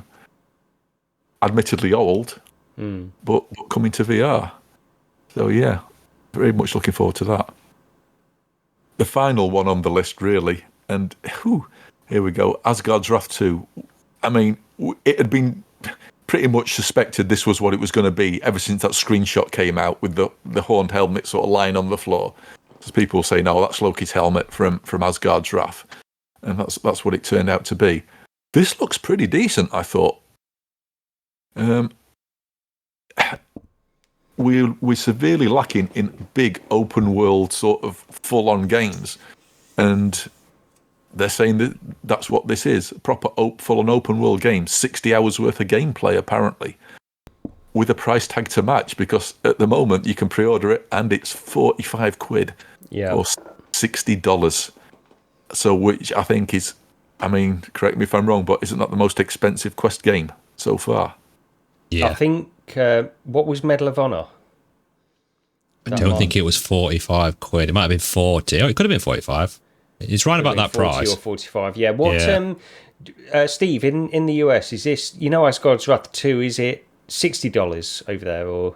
It's 60. I've already looked. 60, yeah. Yeah, right. And I can't think of, because like RE4, I think was 50. I want to say. Maybe it was 40. Yeah, you might be right. The Medal of Honor game, but wasn't that PC initially? Is that the one I'm thinking of? Yeah, it was. So that may have kind of masked that. But as far as I know, this is the first $60 Quest only. I mean, and if they're able to, I only played about 10 hours of the first Asgard's Wrath, and it was good. It didn't, for whatever reasons, I don't remember why, it didn't grab me. like it seemed to have grabbed a lot of people. But at the time, like I said, we were still doing VR Roundtable, and we had a problem then, and maybe you guys are having the problem now. It's like you struggle. You're trying to do a balance between playing what you want to play versus playing new content, so that you can talk about on the next episode. So, and at that time, I was juggling that. So that might be what pulled me out of Asgard's Wrath 1 more than anything. Obviously, when you look at Asgard's Wrath 2, it's another, like the Climb 2, where fidelity, it's like it just falls off a cliff. Because Asgard's Wrath 1 looked pretty nice. So, hey, we'll have to see. Like, I don't know that I'll get into it, but I can't complain because they are doing, like Raj, like you said, it's like, hey, this is a big open world 60-hour, right? It's the things that I think a lot of longtime VR consumers are asking for, right? It's just kind of low fidelity so it can run on Quest. That's really the only knock on it. So we'll see how it goes. Yeah, I mean, even so, I thought it actually looked pretty decent.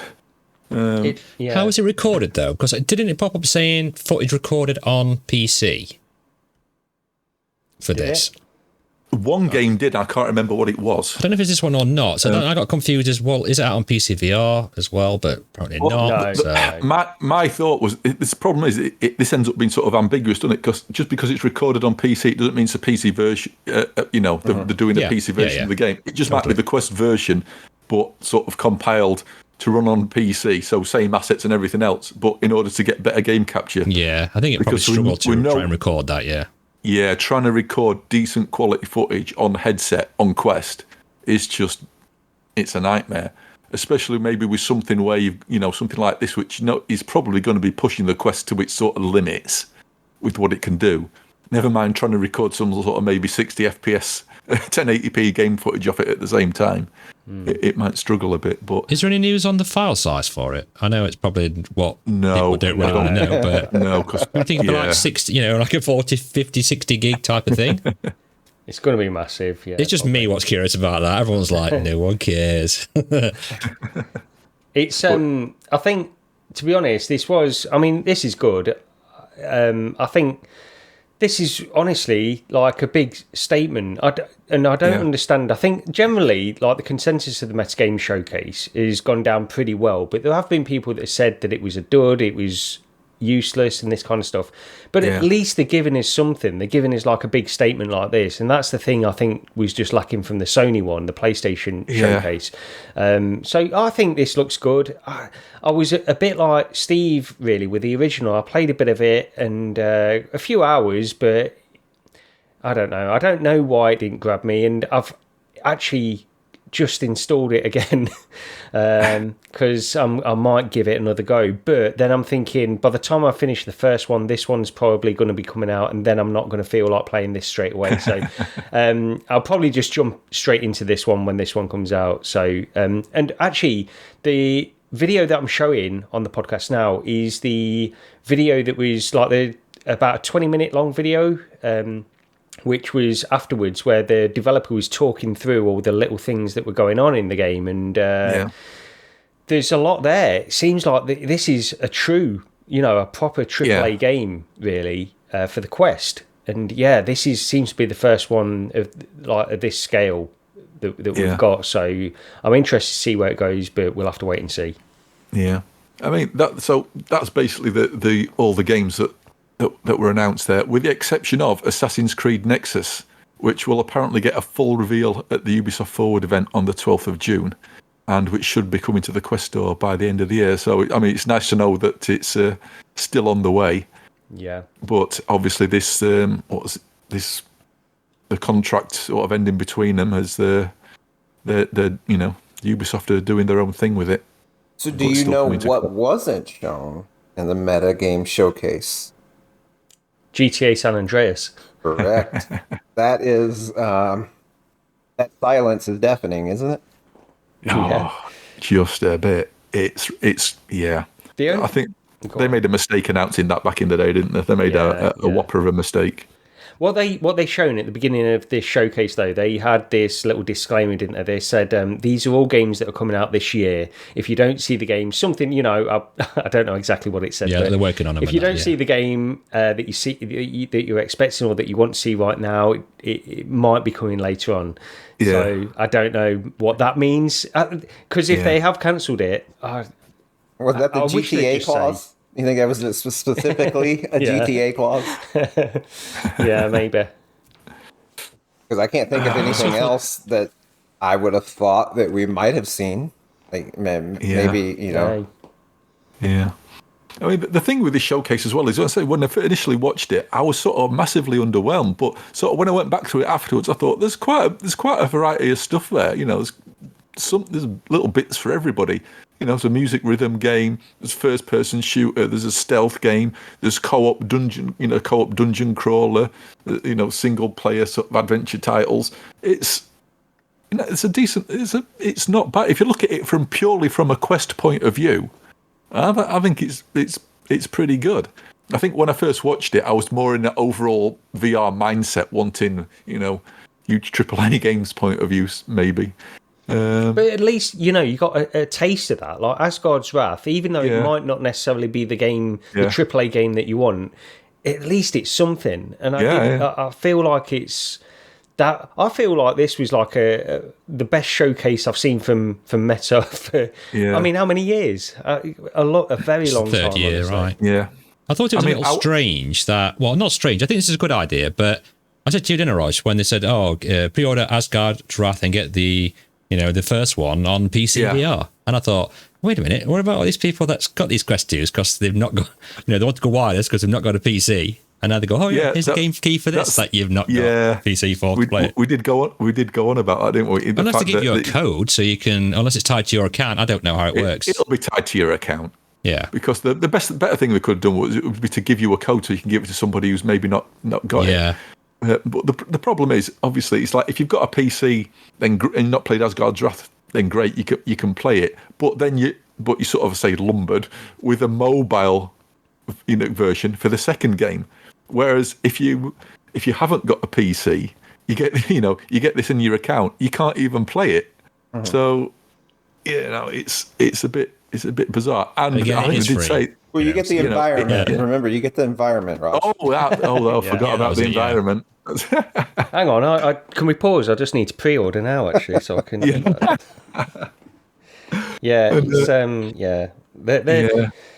I think overall, I mean, we could probably just go overall what we thought of the Meta game showcase. Anyway, as I mentioned, I think this was really good, and in contrast to the Sony one, I think they did a really good job of it. Anyway, but that's my thoughts. What did you think overall, Lee, on this? Yeah, I'm probably the same as Roger. I've been flicking through bits of it today after I've seen all the bullet notes on the drive, and then I mean, it does intrigue and pique my interest. I think dropping the trailer for the Quest 3 like an hour before this goes live, you know what I mean, or 2 hours before it went live, kind of amped everybody up a little bit more. Yeah. I just thought it was weird that he did it on his own Instagram account, but vain and all that. But I was quite. I'm looking forward to some of the things like the multiplayer stuff, like Ghostbusters and the dungeon crawler. Even Asgard's Wrath. Maybe it's one of those you can pick up, play for an hour, put down, pick up, play for an hour, just keep going back and back to it. There's that much to it. I think as well, the thing that will dampen us is because I sometimes wonder about what would it have been like if we didn't have a Quest or standalone had gone in this direction, which is granted brought it in way, it's got a massive audience now, VR, but you do wonder, like, what if we just had this kind of focus on PC VR, really pushing to the point. 7 years of focus just on PC VR and stuff. What would we be getting now? Because what we're actually seeing on the Quest is like basically what we were seeing on the PC 7 years ago, or lower than that in terms of graphical fidelity, but with more investment and more thought in the games going on. Or if Meta would have put a tenth of the money they've put into Horizons, into PC gaming instead, and just like dumped that mess of a bonfire. It's one thing I have noticed is game prices are increasing. You're not getting many $9.99, $14.99 games. They're all, £22, £27. They're all jumping up that little bit. What did you think, Steve, overall, the Meta Showcase, anyway? I think it was pretty good for a Quest gamer, right? I struggle with what I want to get out of VR from this. Like, I wonder if a lot of this stuff is something I will play and go like, oh yeah, this is pretty good, and then don't come back to it. Right? Like, and I have that same problem with AAA flat games. Some games just don't resonate with you. But I think I need that. I need something that has me, like, when I'm at work going, man, I can't wait to get home so that I can jump back into X. That is what I'm looking for as a gamer. I don't know that's in this list. And if we want to contrast it to Sony's list, now I might play Resident Evil 4, with a PC mod, but pretend I didn't have a PC, right? If I look at both lists, the game I'd probably care about the most is RE4 Remake. So, I think it's good for where Meta is trying to go with the Quest. This was a good showcase. I think there's a lot there. It's just I don't know that it resonates with me as a consumer and what I want out of VR gaming these days. And to compare it, to compare it to Sony, inevitably I think that's where the conversation will go. Is Sony showing Beat Saber and Synapse and I've already forgotten Five Nights at Freddy's too, and it's like. These are all things that could be on the Quest. Like, if you're showing games that are bite-sized, very casual, kind of lower fidelity graphics or what have you, why would you want to play it on PS5 with a cable and such if you can just get a standalone version, right? So to make the PSVR something to me that makes sense is this is what we can do that Quest can't do, and that's this higher horsepower. And I don't feel like Sony's leveraging that, whereas Meta seems to be leveraging the strengths that they want to go for. And it's fine that it doesn't speak to me, right? Like potato. But, I don't know. I just feel like Sony's missing. So, between the two, I think Meta had the better showing. Yeah, I'd agree. I definitely agree. It's a shame that the Sony showcase couldn't have had maybe Bulletstorm and maybe one of the other games. I can't remember what else was coming out. They say there were at least 3 of those Meta titles that are coming out on PSVR2 as well. Wouldn't be like Attack on Titan, would it? Or I'm just trying. Seventh Guest. Oh, right, okay, Bulletstorm, yeah. But anyway. But watching these showcases, it just, sorry Gary, it just makes you, I don't want to go off on a tangent and go over for hours and hours on it, but PC VR, it's, we're still dependent upon Praydog and very much like you say, Steve, Luke Ross, just to play these AAA games that we're not going to get on PC VR as such. Yes, and it's sad. It's such a bummer. And people, I always hear. I think I was in the Rendered Reality Discord not too yesterday or something, and someone's like, "Well, not a lot of people have PCs," and I think that's such a bogus BS argument because I don't get Valve is selling tons of software to people with PCs. There's a market there, and VR, just not getting them. They're not convincing all those. And I know I've made this argument for years, but if you look at the top GPUs on Steam, like the majority of Steam now has a VR capable PC, right? Wasn't the case in 2016, but in 2023, the good, sizable, if not majority chunk of Steam has a VR capable PC. Well, why aren't those people playing VR? Right? You can pick up a Quest for now $299. That's their barrier to VR. $299 US, whatever that is in your currency. And they're just not doing it. And it's a software. And I don't know what it takes to get there. It's a little bit frustrating, honestly, when I think about it, because I know what I want. It's the same, I mean, it's coming back to the same stuff again and again. And I honestly think this reflects as well on Sony as, like any company, really, with how what Meta have tried to do is pump a hell of a lot of money into it to get the games, to get the people in. The problem is that with the third parties and with Sony, who need to just focus on making a profit with the current generation, they don't have the finances to invest for whatever the next generation will be 5 years down the line. And I think it's the same problem that we've had back in 2016. We're suffering from the same problem now. And it's the circular thing of we need people to buy the games, but they're not going to buy the games if the games are not there. And developers are not going to develop the games if the people are not there to buy them. It's this circular thing that goes on. And without this big pumping of money that Meta have tried to do, and seemingly based on this showcase they're continuing to do, I don't know how you break that.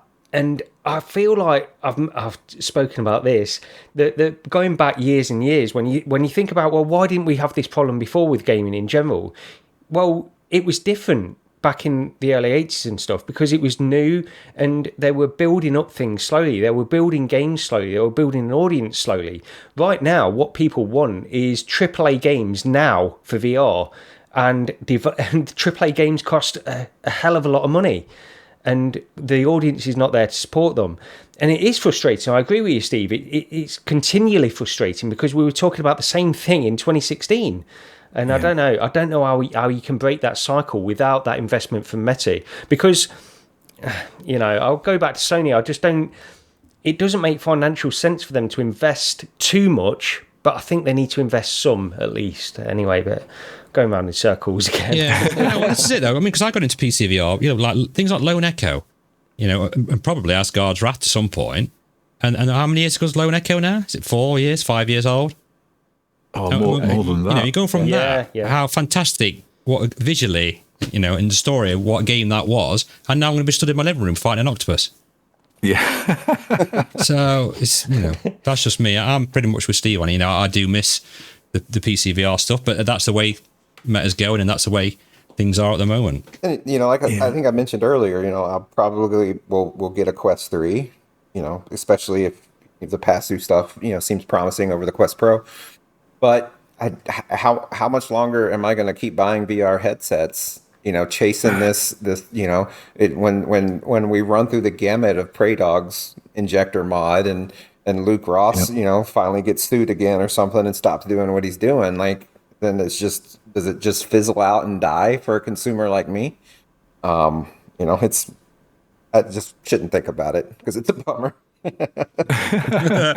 Yeah, so just keep chasing that VR dragon for those AAA games that'll never come. Yeah. Oh dear. So we're trying to be a little bit positive on the Meta showcase there, but we still ended up on a bit of a downer. Yeah, slamming PC VR. That's us. Yeah. This is why when we watched it the other day, Rog, you probably came away with not such a great view of the showcase. Do you know what I mean? Oh dear. But we're all older too. I mean, not older, like we're not old people, but we're not 20. And, when I look at my kids and what entertains them, it's just possible that this stuff isn't necessarily for us, and I think we as consumers will have to accept that too. Yeah. I think I mentioned that to you, Rog, did I? I think I said all these games, they're not aimed. A lot of the games what's coming out are aimed for us. They're aimed for the younger generation who's just coming into VR now, 13, 14-year-olds, whatever. Oh, dear.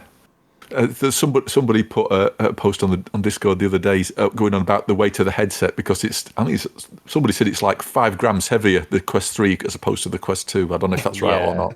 Yeah, somebody mentioned that, but the centre of gravity or something, because it's close to you. The guy who seemed to use it at Bloomberg said it felt lighter to him anyway, either way. But they were having a good old moan, and I put afterwards, well, somebody think of the children. And I thought, actually, no, make these headsets heavier so the flipping children can't actually wear them and keeps them out of VR. Get off my lawn. I mean, I think weight is, and I'm gonna say it doesn't matter because it does, but we look at, I don't get the point of saying, okay, headset A is this many grams and headset B is this many grams. That's irrelevant. How How does it attach to your head? How is it supported? All these other things matter more than a few grams. Yeah, I agree. Yeah. I'd be interested to know the spec, Sort of. well, the size-wise of the... Has anyone put that up yet for the Quest 3, or do we know what the dimensions are? Without the fascia, just so I can compare it to the Pico 4, because they do look similar. I'd say, if anything, the Quest 3 looks smaller. I have no idea. Yeah, I don't know about that. Yeah. I'm asking questions again that I probably should have researched. I think I've asked about 6 of them now through this entire I honestly podcast. don't think the dimensions are out there yet. No. For it, but No. there were, because they say compared to the Quest 2 it's 40% thinner, but I think that's the optical stack, isn't it? It's like because somebody put something on Reddit where they actually said it's nowhere near, because with a facial interface and everything like that, it's really not that far off, but based on like the optical stack and how everything is closer based on the lenses and stuff, it should still be thin. It looked thin, like when Mark Zuckerberg posted that on mixed reality video on Instagram, it did look pretty thin, honestly, on his face. So It will be, and the Quest Pro is pretty thin. The forehead pad makes it look bulkier than it really is. If you ignore that forehead pad, it kind of resembles more of a 5 XR Elite, I think. So yeah, it's gonna be a lot thinner. One thing I know, so I talk about how I might go with a Quest 3, and one of those is third-party accessory support, right? The Pro just doesn't have the market to get the Bobo VRs and all as interested. But if you look at the Quest 3, the USB-C charging port goes right through the band, the side band. It's really weird. And is a company like Bobo VR going to be able to make a Pro head strap with integrated headphones and all that? So I hope Meta, in thinning the device down due to the Pancake lenses and all that, didn't somehow make it cumbersome or difficult for the third-party market to bring improvements to the headset. yeah, exactly. Because that was in Brad's videos as well, the early reporting this, the leaks and stuff, where he said that the charging thing is through the headband. So I think, that's it. I'm screwed now. I can't just transfer my Quest 2 strap over to the Quest 3. Which, really, without that, I don't see any reason why they couldn't have designed it in a way to work with all these third-party things. But, yeah. I mean, if those arms are otherwise pretty much identical, the Bobo, the M2 Pro at least, when you attach that, it doesn't go all the way forward, so it wouldn't actually cover up that slot or anything. That's true, that's what I was thinking about earlier on as well. So you should be able to get away with it. Where there's some other attachments actually fit over that entire arm, though, don't they? So some of them you won't be able to use. Some of them do, but the Bobo M2 Pro, some people do move that, because it's got the plastic. You can sort of move it forwards and backwards along that arm, can't you? So I think some people do have it all the way up to the end. But if that's the case, supposed to be. Is it not? No. But either way, I mean, I'm just thinking at that point, you just drill a hole through it. Mod it. Mod the mod. Mod the mod.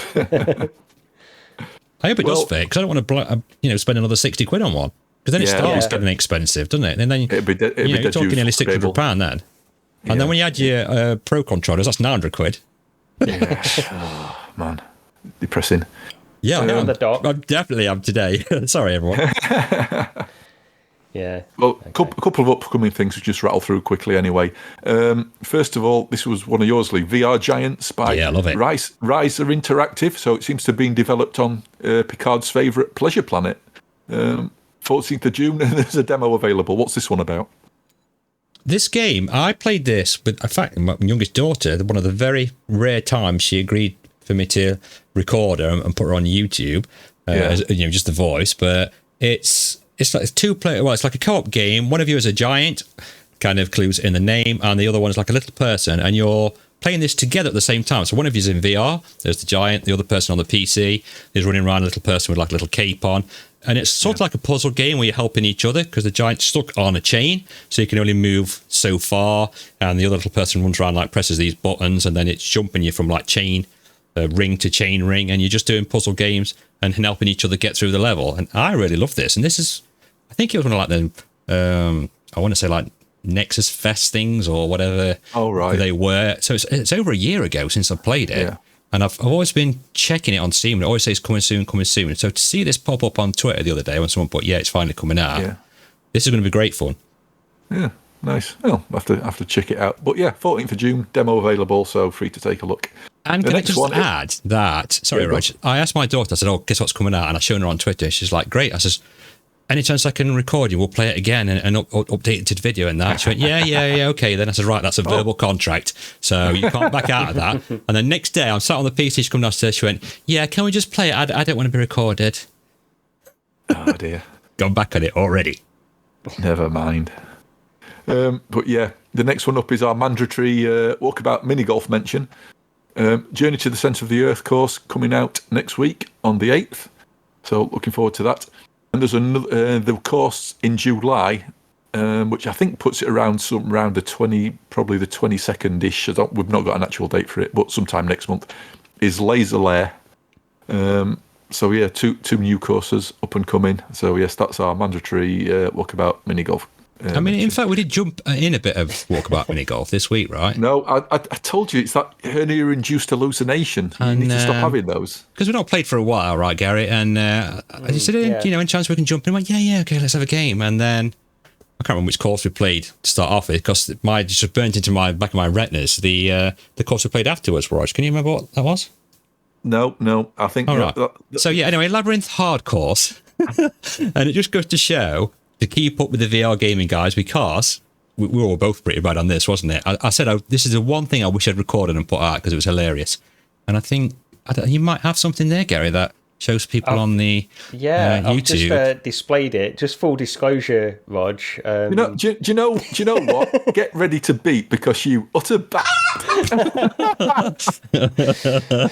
you can work for this podcast. I think it's like minus. What did it say, Gary? Minus 27. No, plus 27, doesn't it? Yeah. Plus 27 and plus 5. Yeah. I got plus 5. Yeah. I got plus 5, not Rog.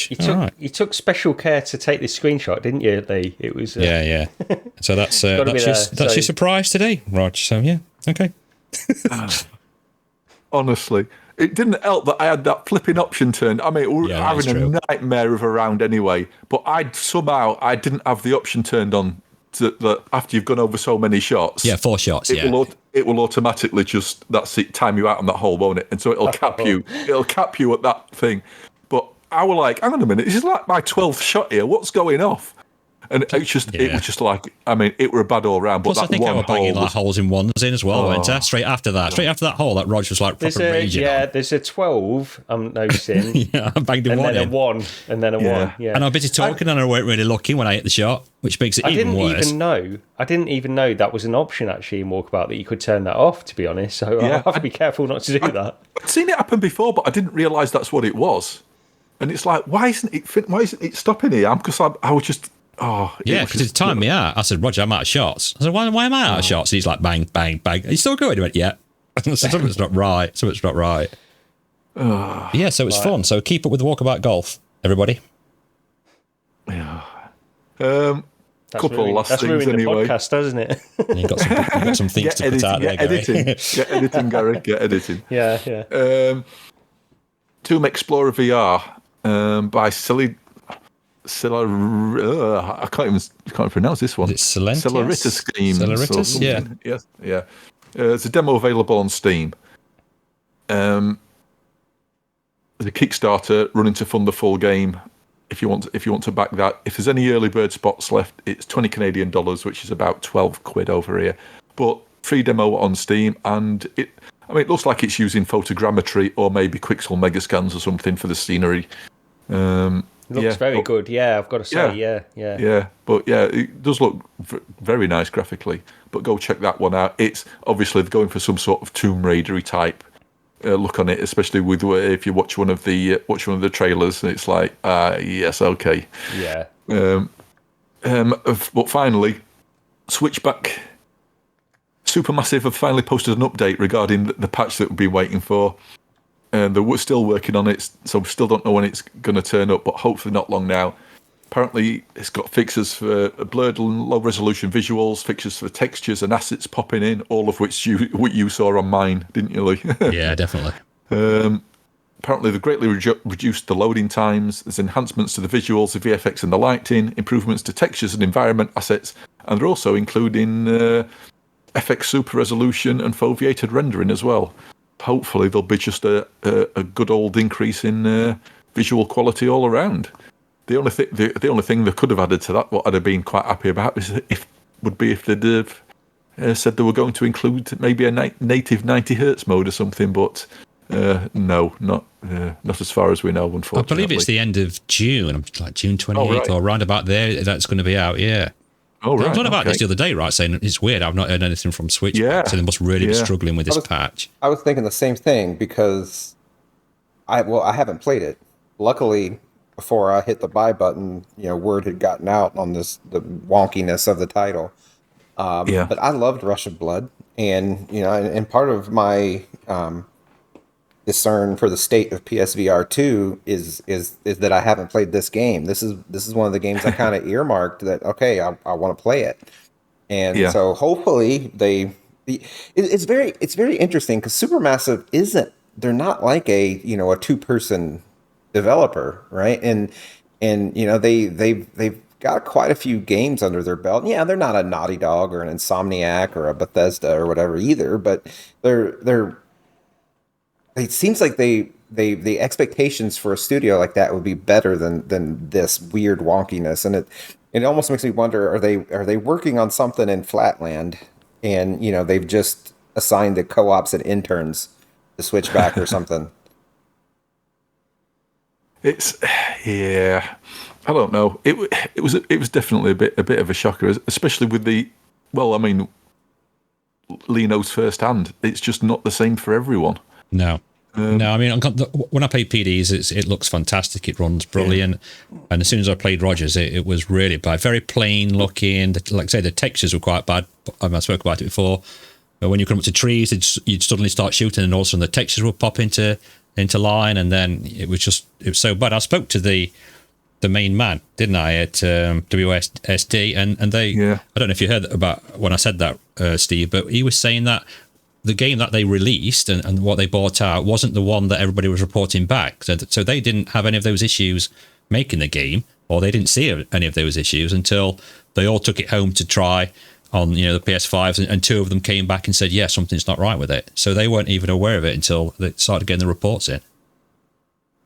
So interesting. That's the whole point of consoles, right? Is that everyone has the exact same hardware, yet this is... And consoles are your PCs now anyways, right? But it's like there must be some hardware variant in PS5 that is causing that. Well, I mean, I shouldn't say hardware, maybe some slightly different software. I don't know, but it's weird. Yeah. Either way, it sounds like they found it. So yay, I'll be able to play this in yet another month, I think. Jeez. Yeah. I'm hoping they saw today because I want Roger to see what it really looks like. Cause it's I know I sort of had a bit of a moan about it for the gameplay, but I still want to play it. Because I do like Did you park an arcade shooter waiting for a patch? Like, did you just step away completely, waiting for it to get fixed? Yeah, I just couldn't keep playing it. It was just too bad. It was just I couldn't get over the visuals. It was too poor. It's got some of the best 3D I've seen as well. I think some of the games. I think I went through the first 2 levels. How many is there? 10? Is it 10 levels? Oh, I'm not sure how many. There's quite a few. Yeah, 8 or 10 levels. There's more. There's a lot more. It's like double the first one, isn't there? Double the amount of the first game. So if they get it fixed, though, you got some good content still in front of you. Yeah, I'll definitely be jumping back in. The boat part, what's impressed me, there's a woman on a boat. I don't want to give too much away, Steve, because you've not played it, but she's like floating in the air, and all the boxes are spinning around her, and then they're spinning around you. And, the effect, how they got the 3D on it, it's really, really clever how they did it.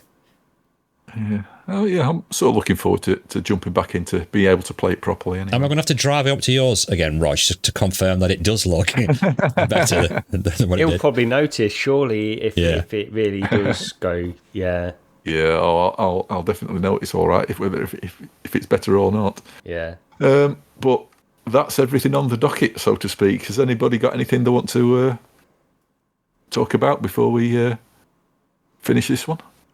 No, I think we're about done. We toyed with the idea of bringing up Apple speculation because, of course, Apple is going to happen on Monday. Yeah, And see all that stuff. But yeah, we've been going a little bit long here anyway, so we could probably leave it. But yeah, it's been great having you on again, Steve.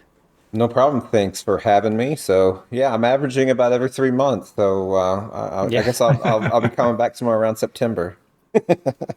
Yeah. More than welcome. More than welcome. No, I love it. Headset. And my answer is the same, as last time. It's like I love being plugged in. I love being able to do this, and I love being able to do it without the weekly or the bi-weekly commitment. So Yeah. But anyway, so yeah, that wraps it all up.